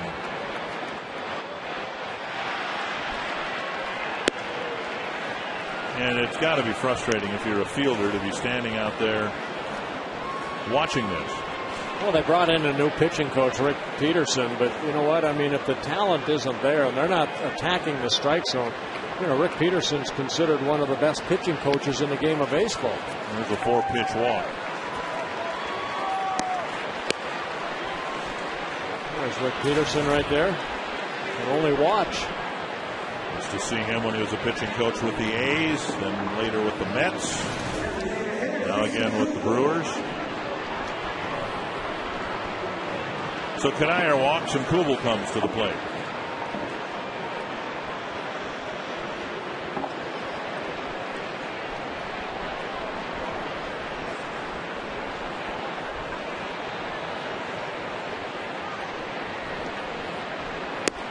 Way out in front of the off-speed pitch, strike 1. So the Twins haven't hit a home run here tonight, even though they're leading 13-0.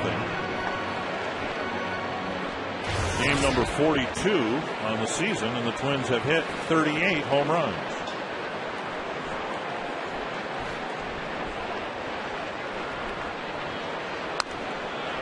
back and out of play. 2 strikes.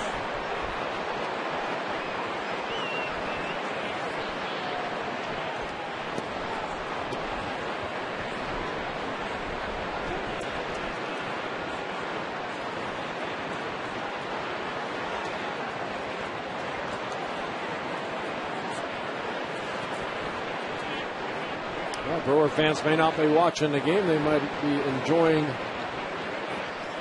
a drink here or there and Target Field.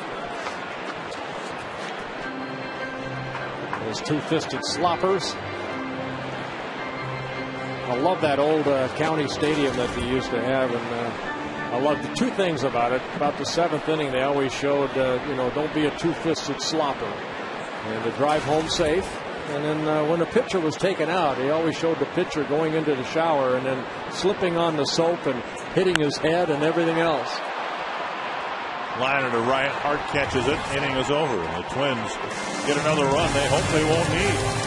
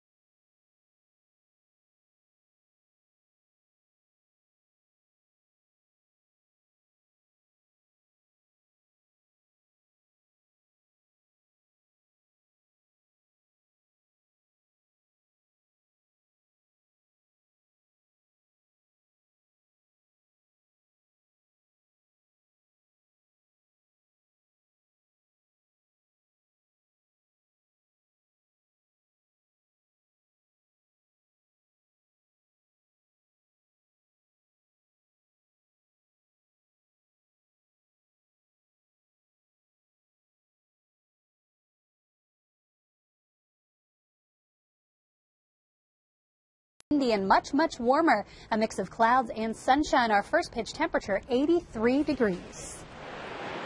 Let's see. We had May weather in April. April weather in May. And now at the end of May, we're going to have August weather. Very nice. And the Twins leading 13-0 here. Nick Blackburn starting his 6th inning of work. 5 shutout innings so far. 59 pitches for Blackburn. 36 have been strikes.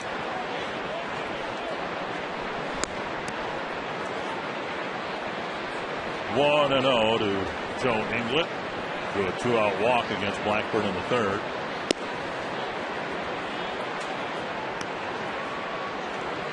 (2-0).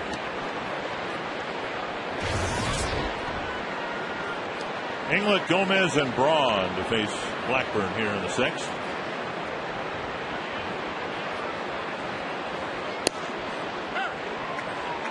Two and one. Blackburn works the corners. That's his game right here. And a good pitch. And clips the inner half of the plate. He tried to go back in there again. Blackburn 1 walk in the ball game, 2 strikeouts. He's given up only 3 hits. 2 of them to Ryan Braun. 3-1.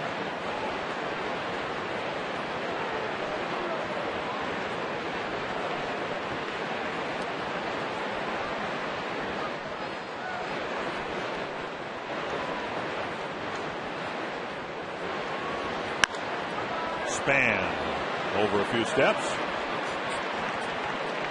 So the full-time center fielder Span makes the catch, and we get a chance to look back at the guy who played there an awful lot for a couple of years. Yeah, very flashy. Carlos Gomez.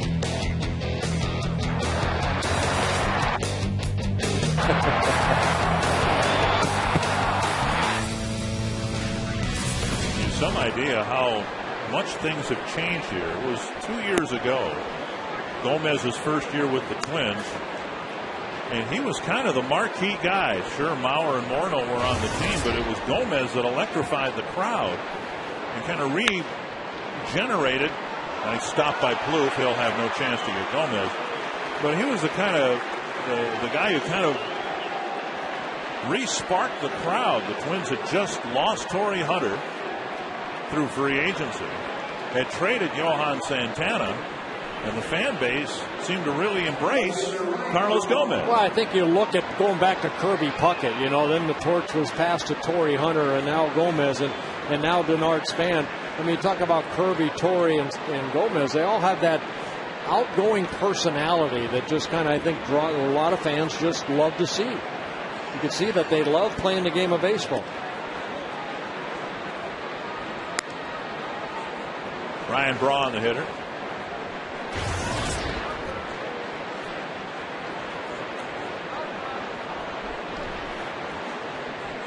Braun with a double into the left field corner and then a single in the fourth. Got a little roller over the third base bag for an infield hit. 1-1. A little off-speed pitch right there. Braun taking it. This guy's fun to watch play. This guy's a real good player. Two-time National League All-Star, only in his fourth season with the Brewers. Came up in 2007. Won the National League Rookie of the Year. Made quite an impact right away. 113 ball games, hit 34 home runs, and drove in 97. Last year, drove in a career high 114.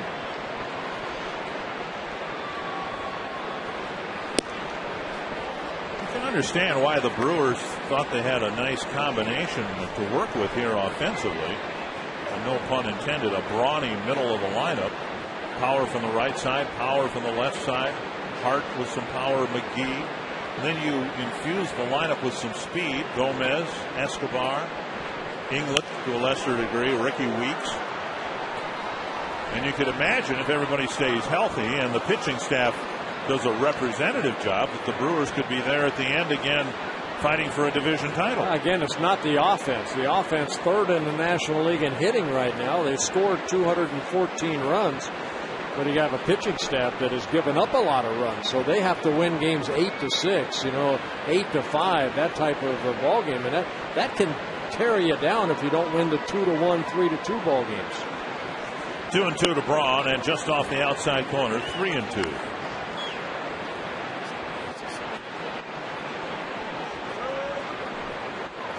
Well, you see that, when they win, they score over 9 runs a game.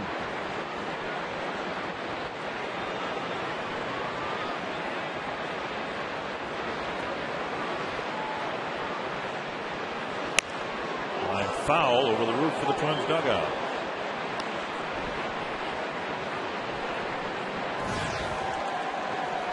There's a Brewer fan that'll go home happy.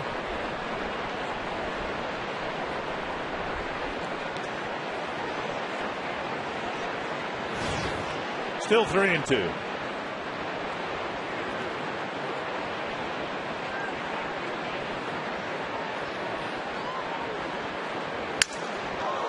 Snap bat, and Punto guns it across to get Braun out number 2.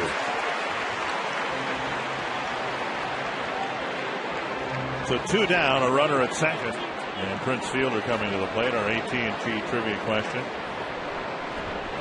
I think you might be right. I think it might be Larry Heisel.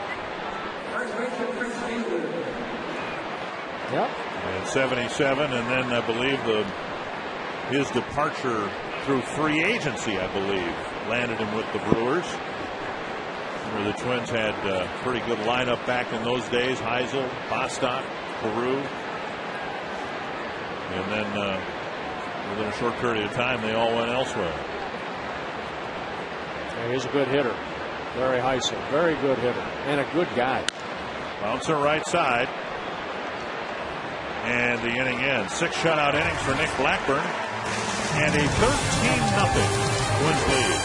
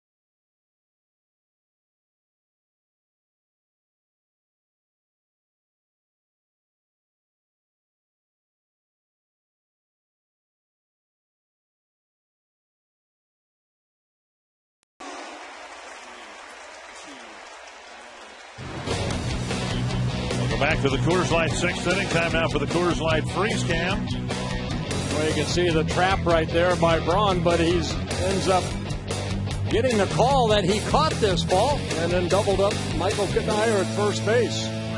Cross brew Coors Light freeze cam. Delman Young will lead off the sixth for the Twins.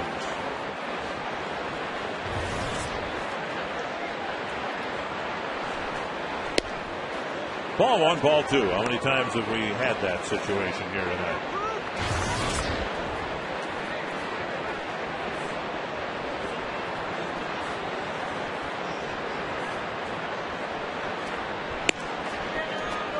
Three and 0 with Plouffe on deck.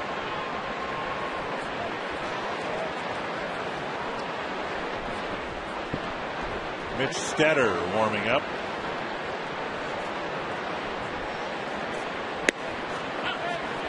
Three and 1.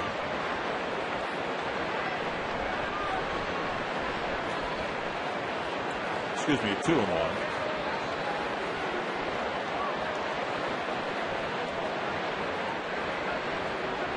No, it is 3 and 1. And Young rolls one up the middle for a leadoff hit. And Delman Young picking up his third hit of the ball game. Quite a night for Trevor Plouffe, the third Twins rookie to jump into the Twins lineup and have an impact. Right, came up in that first inning with runners on, ended up getting an RBI single in his first major league at bat, and added an RBI double in the fifth inning. Scored a run right there, and there's his double in the fifth inning.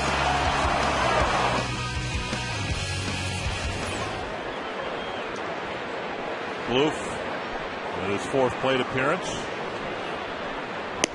takes a strike on the outside corner. I understand that the fish are biting up on Rainy Lake where Kent Herbeck is celebrating his birthday, and we've got a group of about 20 guys up there reflecting on their great fishing and enjoying a cold beverage or two. So hello, Herbie. Happy birthday again. Well, Vargas working the outer half of the plate.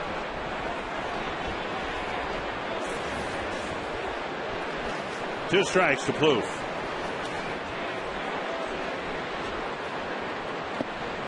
That was kind of an important year for Plouffe. Ron Gardenhire, when he sent him out of spring training camp, said, we'll see you in the big leagues this year. And kind of a crossroads of his professional career here. This was his third year in Rochester. He spent most of 2008 there. Spent quite a bit of time in New Britain as well. But then all of last year and assigned there this year. And you get to the point where you need to break through. You don't want a player, from an organization standpoint, you don't want the player to get stagnant.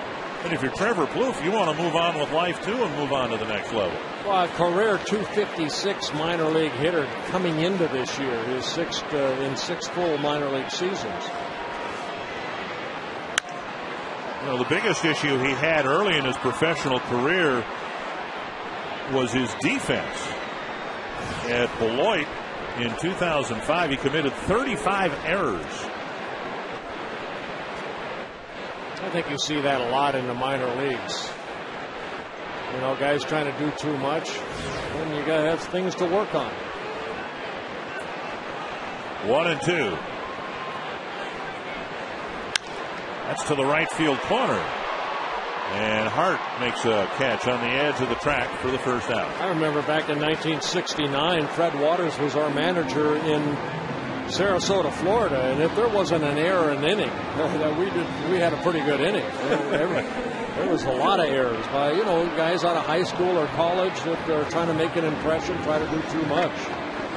Well, just the grind of playing every day, I would think, would be a big adjustment for anybody. Different for you. You were a pitcher, but if you're a position player and you come out of high school and you play 3 games a week, and now suddenly you're playing 6, 7 games a week. Punto with a lazy fly to center. Out number 2.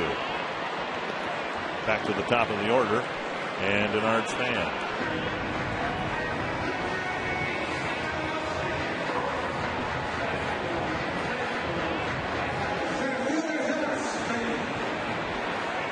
Span with 3 hits, 3 runs scored. Driven in a run with a ground ball. Underway at Yankee Stadium. Tigers are batting, no score.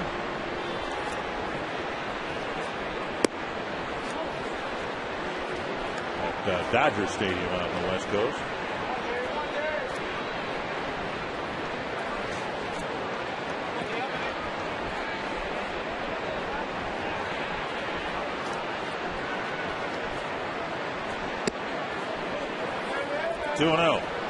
Well, all 3 pitchers here tonight for the Brewers have not really established anything.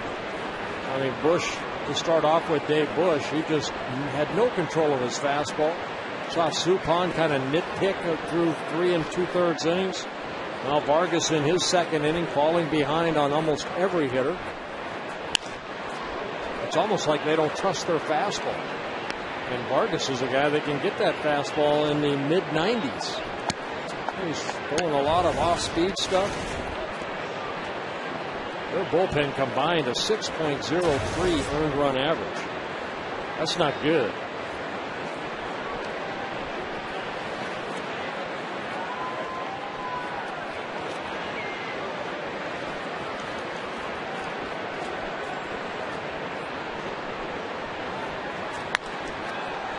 And that one will hook foul. Oh, nice grab by that young kid. Oh, I think he missed it. Oh, he had it. Oh. I can't believe it.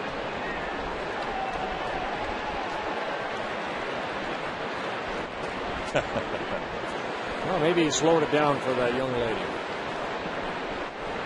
2-2 to Span. Twins getting 7 in the first, 5 in the fourth, 1 in the fifth. And a leadoff single here in the 6th.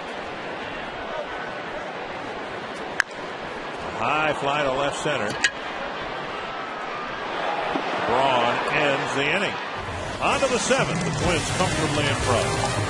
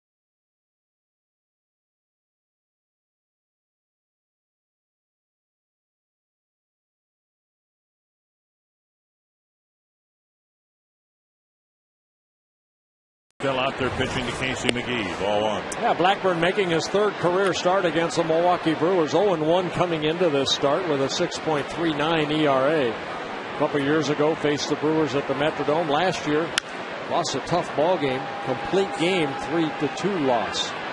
Easy play for Denard Span. One away. The Menards Mountain Dew game summary. On the first inning, David Bush just had a tough time throwing strikes. He ended up walking a couple batters in that first inning. Didn't like the call to Michael Kadire. Had it out with a home plate umpire. Then Jason Kubel picking up a couple runs, where the Twins scored 7 runs in the first. And then in the fourth inning, Justin Morneau with a big 2-run double with bases loaded. So the Twins score 7 in the bottom of the first. They add 5 in the bottom of the fourth and 1 in the fifth for a 13-0 lead. Big swing and a miss by Hart. 2 strikes.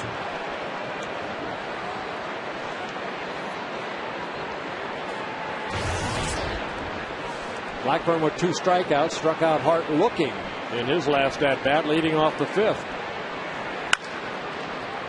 Plouffe to his left. 2 down.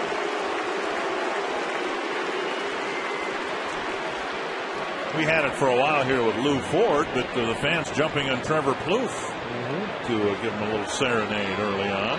2 down. Here's Craig Counsell.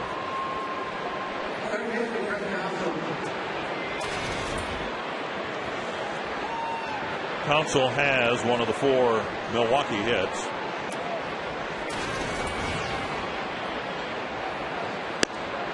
Ball 1.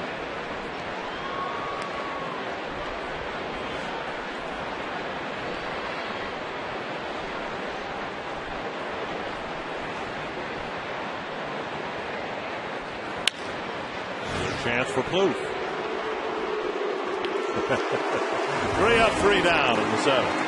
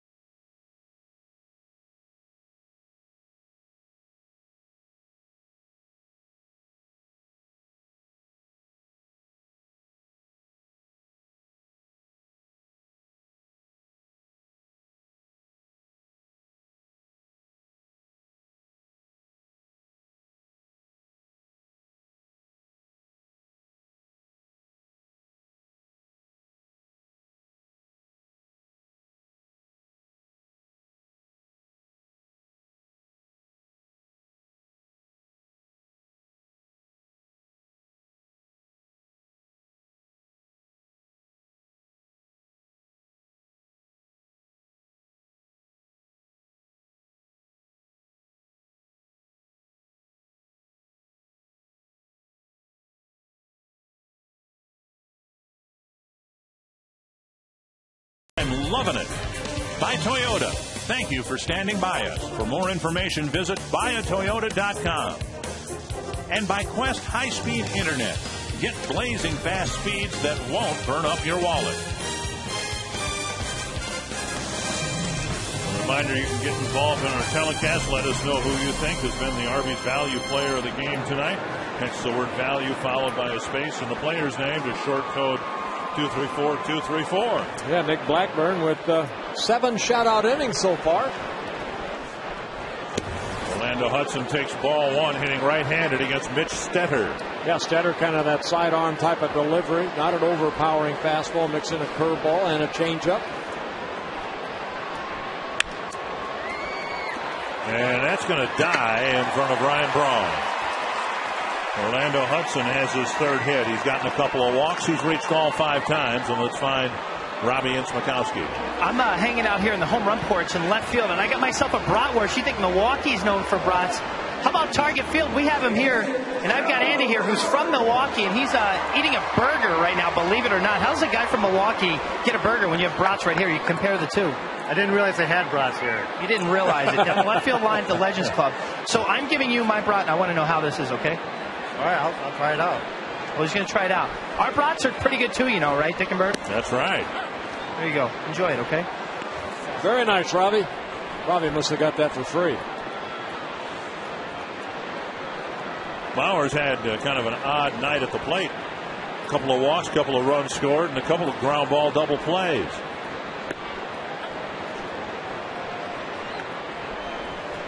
Two strikes.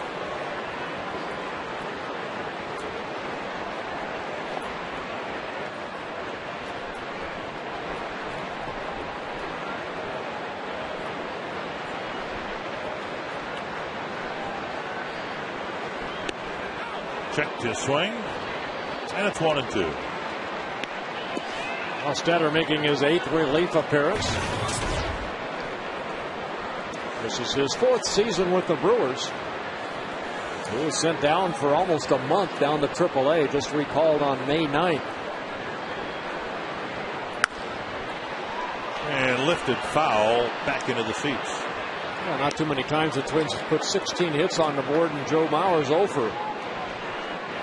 13 runs on the board without a home run.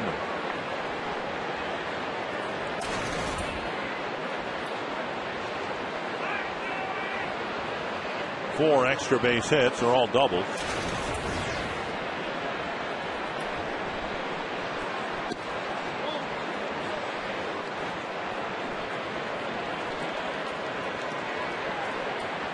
Two and two.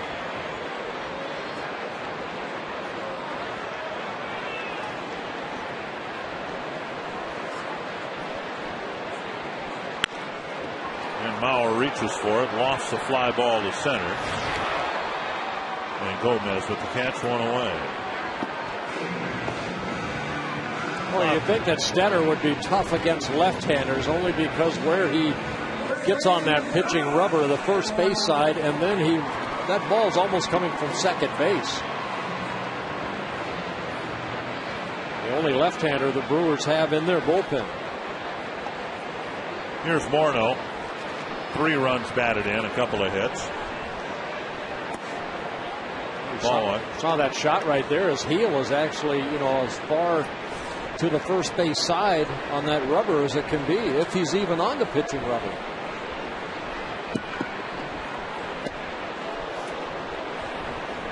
One and one.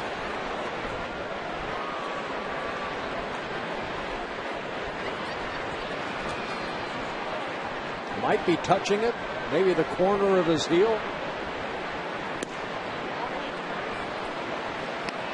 2-1. Yeah, Ron Coomer, I know where he's standing right there, but I'm sure a left-handed hitter, it's tough. Yeah, there wouldn't be a pitcher that would cheat and cover up the rubber and step like way over on the side, would they? That's why they make dirt, isn't it?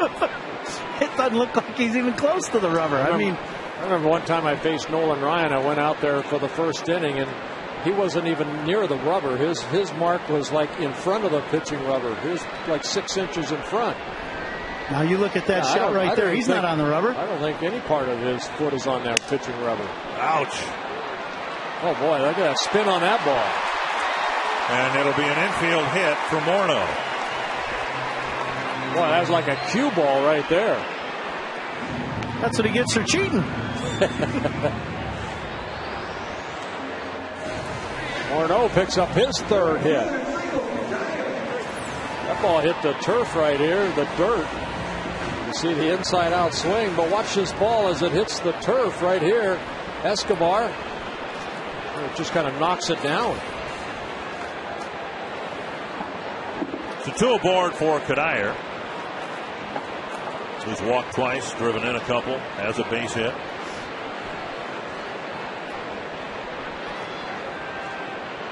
Good night for the pick the stick selectees. Most of them, anyway. One strike.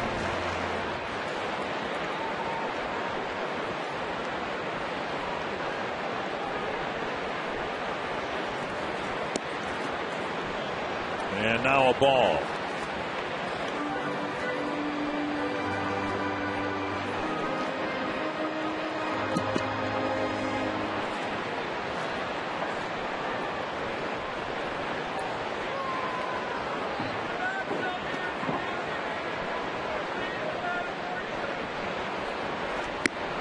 And a breaking ball wraps around the outside corner. 1-2. Mid-afternoon game tomorrow, day game on Sunday. And the first phase of interleague play will come to a close.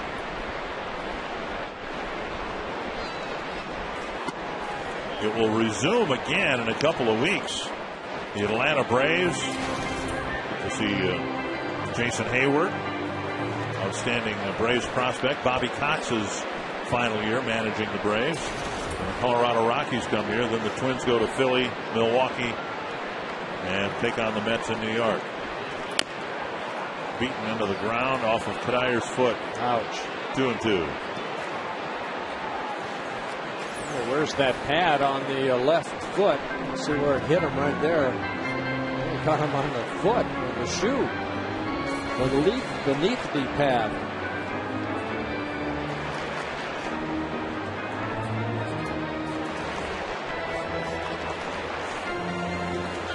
Kadayer trying to walk it off.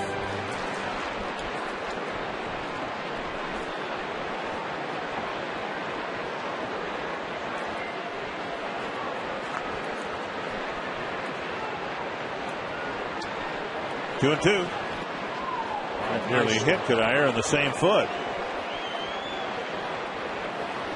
That's a great stop by the catcher right there.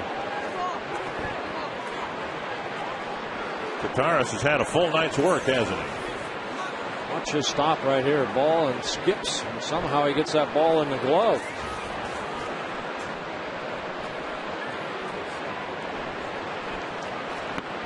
And Kadayer walks for the third time tonight. And the Twins have another bases loaded situation with one out. Twins Wise organization will be very busy in the coming weeks with fundraising efforts and great opportunities for fans. On Tuesday night at the ballpark, they'll be selling custom Team Twins shirts and autographed ball in a bag chances. You can visit them at the Twins Community Kiosk.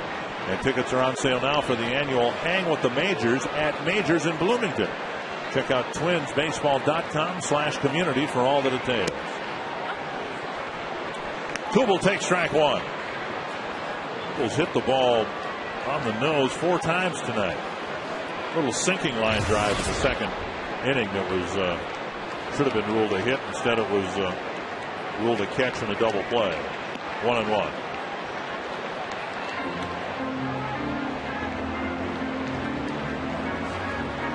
Brewers staff really struggling here tonight. There have been 14 3-ball counts. Kadayer walking. 7 walks by the staff of the Brewers in tonight's ball game. I think this is the 5th plate appearance where the Twins have had the bases loaded. 2-1. Todd Coffey warming up.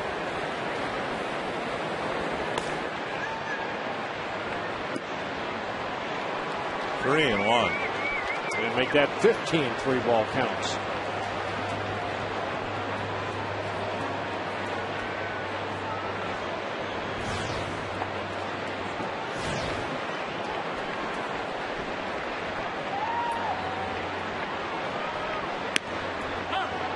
Stetter hits the outside corner to fill the count.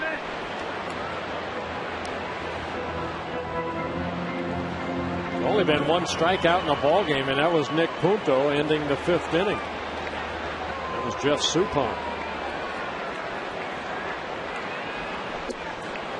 And another bases loaded walk. And RBI for Jason Kubel. He'll pick it up. His 4th of the ball game is Orlando Hudson touches home plate.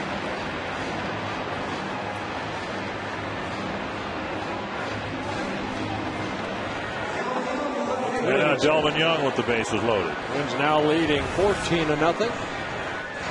Young with 3 singles, couple runs scored. Mentioning the Brewers might take this opportunity. Looks like right now they're going to take the opportunity to get Stetter out of the ball game and bring Coffey in, Ken Maka to the mound. But Trevor Hoffman, the great closer that the Brewers have, has been taken out of that role.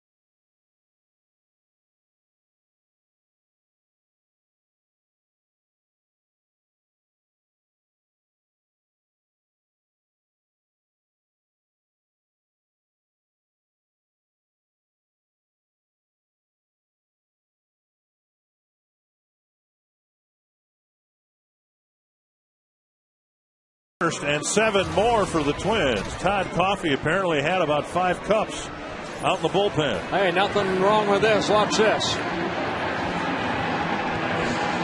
Pitcher running in. Ran all the way to the pitcher's mound. And then he kind of bent over and sucked for air. Okay, shoot.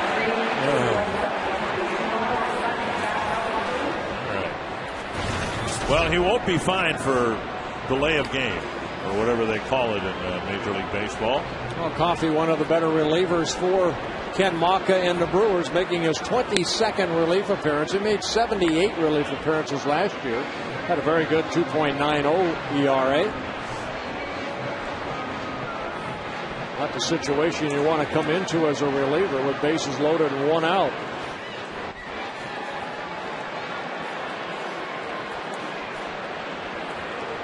Twins have scored 7 times in the first, 5 times in the fourth, once in the fifth, once so far here in the 7th. And Delvin Young with the bases full, looking for his 4th hit. Yeah, Coffey, pretty good fastball, tight slider, and then a split finger.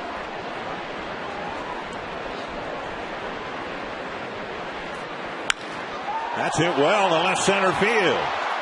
And Gomez cuts it off. Front runner will tag. And Morneau will score. And Gomez racing to the gap to catch Delvin Young's line drive. Well, we all know Gomez has outstanding speed. Second RBI of the ball game for Delvin Young. And now Trevor Plouffe. Justin Morneau scoring for the 2nd time in the ball game.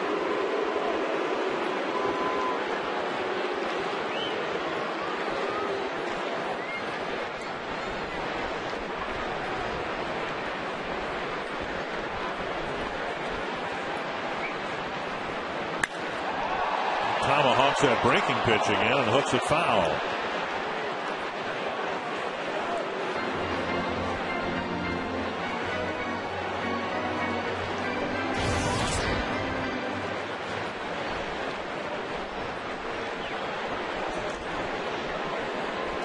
Pretty good night at the plate in your major league debut. 2 for 4. Couple runs driven in.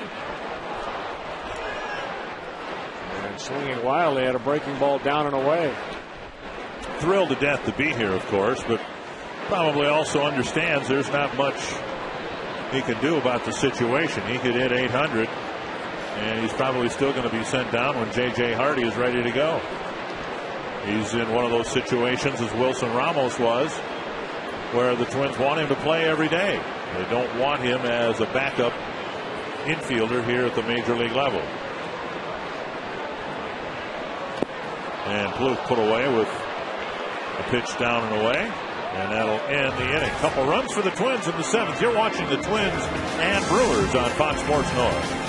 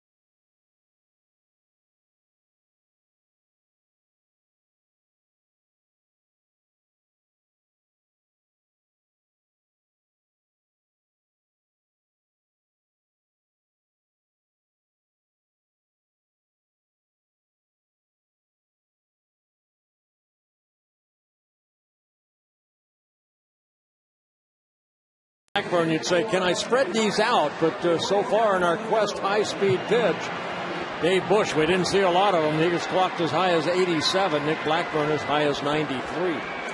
Brought to you by Quest High-Speed Internet.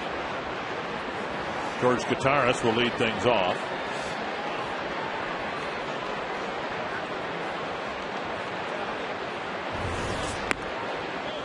And this is Lucroy, the catcher that just called up his major league debut, with Greg Zahn put on the disabled list yesterday, or today.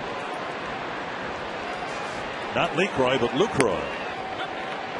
Yeah, Lucroy, 23 years old, getting called up today, like you said, when Zahn put on a disabled list. Brewers' number 3 pick back in 2007.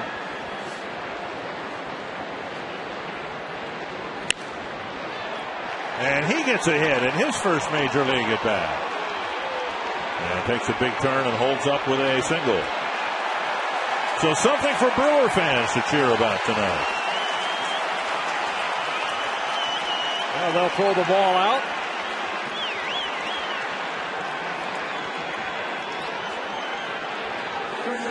Lucroy started at Double-A this year, promoted to Triple-A, and now he's in the big leagues and just got his first major league hit.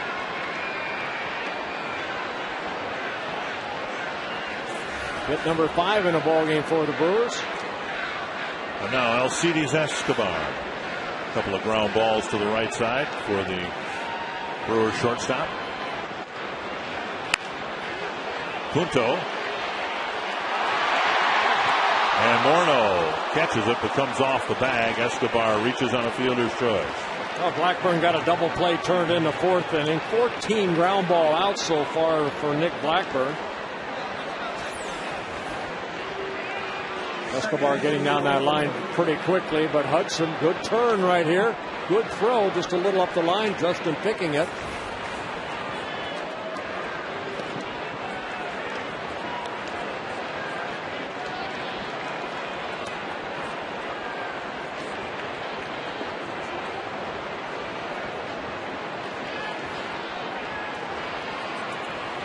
England takes a strike on the outside corner.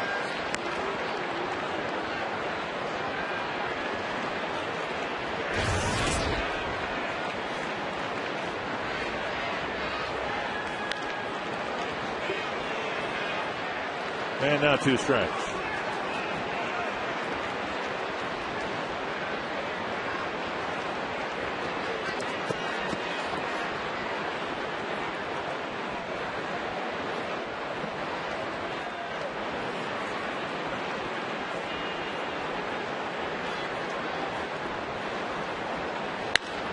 That's hit well to right field.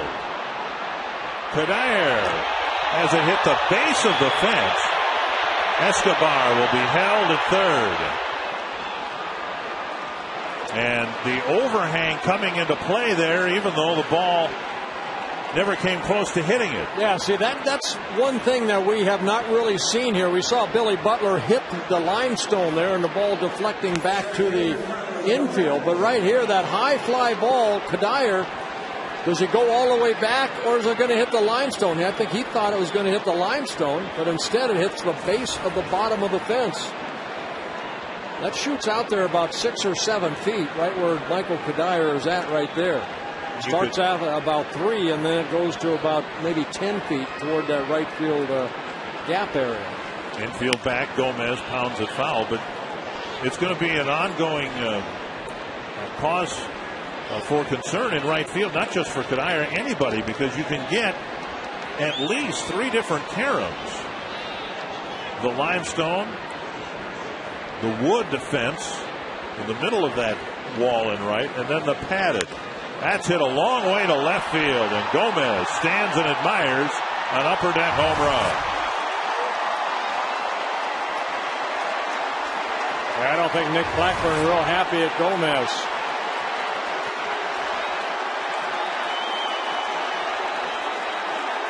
He cranks a 3-run homer.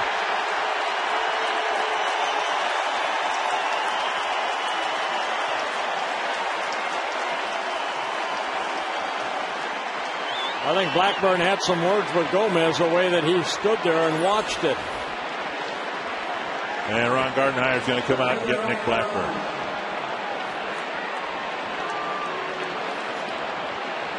So England hit it a long way to the fence and right, and then Gomez tees off. Great job by Blackburn. Yes, and very good comes job. off the mound in the 8th.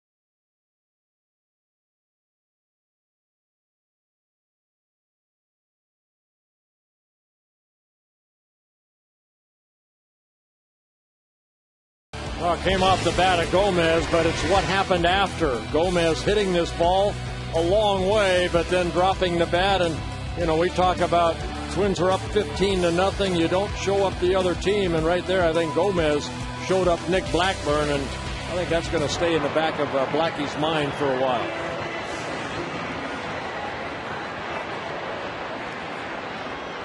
So 1 out in the inning. And Jose Majares comes in to face Ryan Braun. Well, the numbers on Majares making his 9th relief appearance. 6 1/3 innings, 4 strikeouts, a couple walks. Majares just getting activated off the disabled list on May 11th. Spent almost a month on a disabled list with that sore right elbow. Pitched a couple innings in a wide open game, a loss in Toronto. And the Twins were encouraged because, to use Ron Gardenhire's term, the ball came out of his hand really well and he hit his spots. He was pitching to the corners instead of the middle of the strike zone. This one lifted to deep right field. Kadire running to the corner. And he makes the catch for out number 2.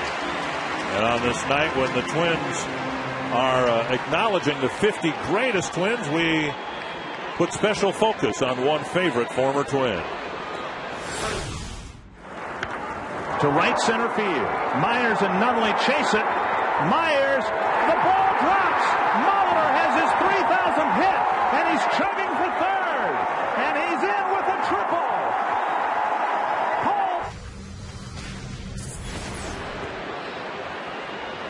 What's so cool about that? That was the first triple ever on hit number 3,000. Yeah. And that's unique. You can go to FoxSportsNorth.com and find out the 50 greatest Twins.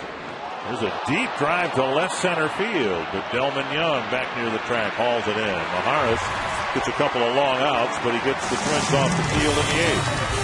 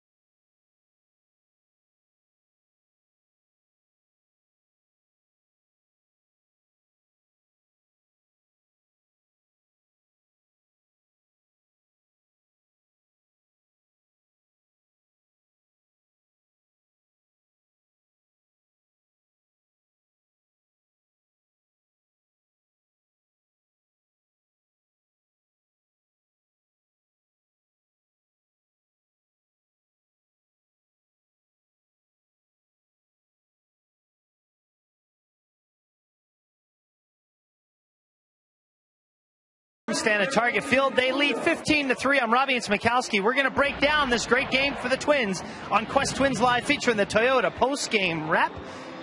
Brewer bashing. Pretty self-explanatory. 17 hits, 15 runs, 7 of those runs coming in the first inning. Stealing signs is our instructional tonight. We're going to go through that with Bill Schroeder, the analyst for the Milwaukee Brewers, along with Jerry Augustine, their pre and post, Bert and Coom and the gang. And what a debut for that guy, Trevor Plouffe. 2 hits, 2 RBIs, 2 runs scored, including an RBI base hit in his first major league at bat. We will talk to him following this ball game, Dick and Bert.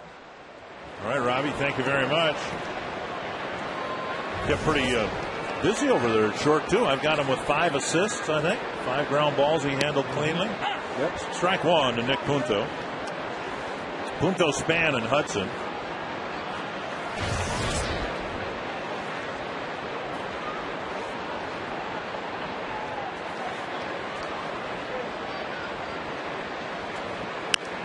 Fouled away.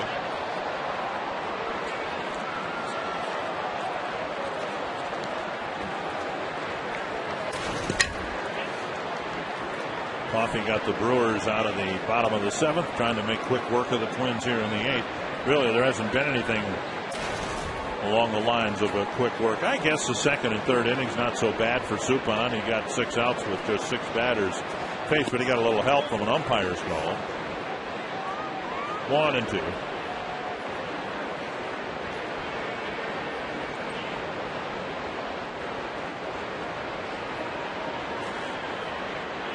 Tigers lead the Dodgers 1-0, bottom of the 3rd. High fastball. Punto strikes out, 1 away. And Coffey picks up his 2nd strikeout. Coming into tonight, the last 25 games, and the Twins have had a lopsided advantage. Yeah, winning 18 of the 25 played. And they've out-homered the Brewers. And, of course, I think, again, you have to look at the defense. Only 10 errors to the 20 by the Brewers. There haven't been many games like this one where it's been a blowout and an early blowout. Most of the games decided by 1 or 2 runs. Yeah, you don't have many games like this throughout the season. Yeah. Picked up by Counsell. Again, he throws on the run. 2 down, doing more on defense. Brought to you by Home Depot. Yeah, we go back to the 2nd inning. The first hitter, Casey McGee, hitting the ball to the left side of Orlando Hudson. We've seen him do this before. Catch it, spin around, and then make the throw over to Justin for the out. 4-time Rawling Gold Glove winner, Orlando Hudson, showing off his defense. So 2 down, and here's Hudson, who has reached in all 5 plate appearances tonight. 3 hits and 2 walks. He scored 3 times. In case you're wondering, Hudson reached in his final plate appearance in Boston last night on an error. But a good night at the plate for the Twins' second baseman.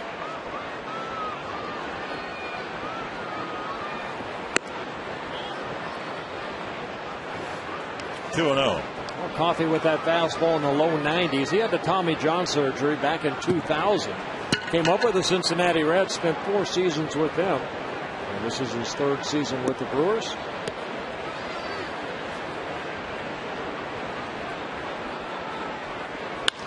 And a bouncer to short.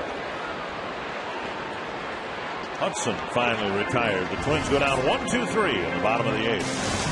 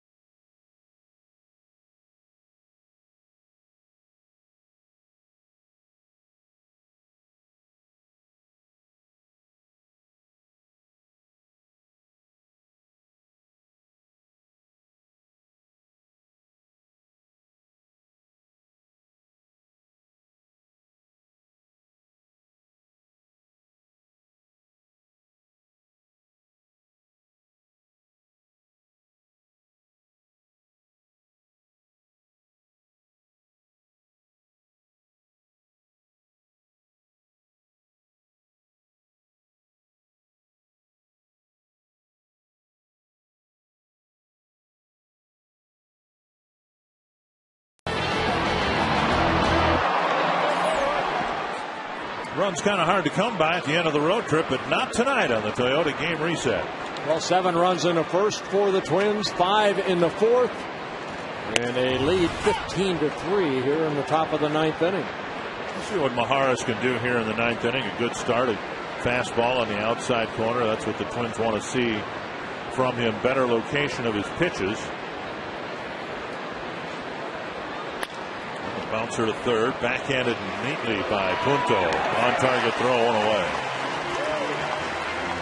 We were talking about this the other day. You look at the Twins bullpen, and they're back to 12 pitchers now with Jeff Manship sent out. But you'd be hard-pressed to imagine them doing anything with the 3 left-handed relievers. I think they have what they're going to have for quite some time. If they cut down to 11 pitchers eventually, it's probably going to be somebody from the right side. They like what Maharis has done for them in the past. Mayhay, a great situational guy to get 1 or 2 guys out at a time. And Dunsing certainly done nothing other than to get people out up here. Here's Hart. 1-1. And that said, the Twins are hopeful that Pat Neshek and Clay Condrey will be able to help them sooner rather than later. Condrey had a bullpen session. Neshek at least played catch, and they'll check and see how their assorted ailments feel tomorrow when they report to the ballpark. Well, with Maharis being a pitcher, of course, you're going to have little injuries here or there, and that left elbow flared up on him. He took care of it. Went down, had a couple stints down in AAA. There were just 2 outings that he was just trying to make sure that elbow felt good. Now back up, he's been pretty durable. 71 relief appearances last year, a 2-2 record out of that bullpen, but a very good 2.34 earned run average. So they need a healthy Jose Maharis. Ooh, just off the outside corner. Close pitch at 92 miles per hour. Maharis staying with that fastball. Just a little low, says Fox Tracks. 3-2 to Hart.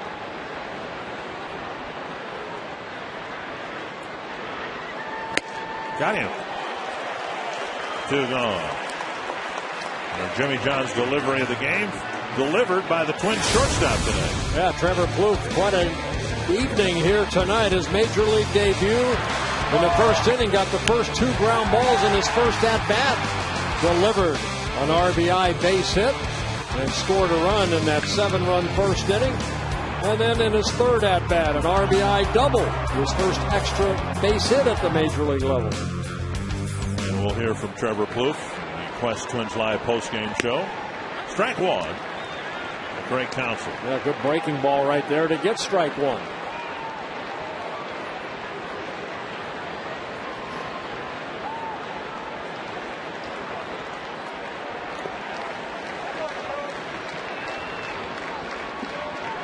One and one. Counsell, 39 years old, in his 15th major league season. Remember, he used to hold that bat way up high over his shoulders. He's kind of toned that down a little bit. His hands used to be over his helmet. And he lines it into center field, a 2-out single here in the 9th.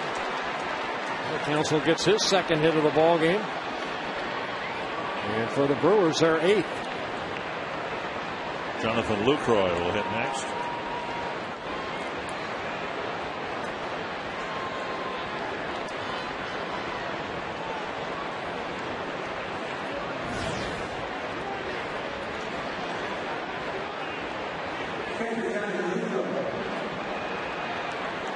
Lucroy singled to left in his first major league at bat.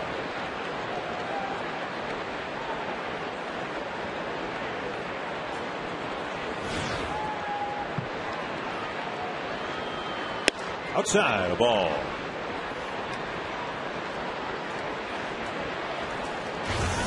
In a mid-afternoon game tomorrow, and then a 1 o'clock game Sunday. I think we'll be playing in brilliant sunshine for the rest of this series. Greg Counsell going from first to second. No stolen base.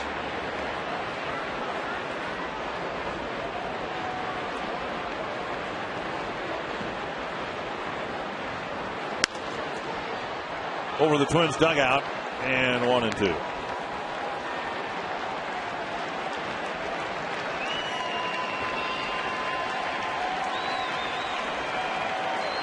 It's been all Twins here tonight. Every facet of the game, they've played better than the Brewers. Only one home run in the game, though, and that's gone to a Milwaukee batter.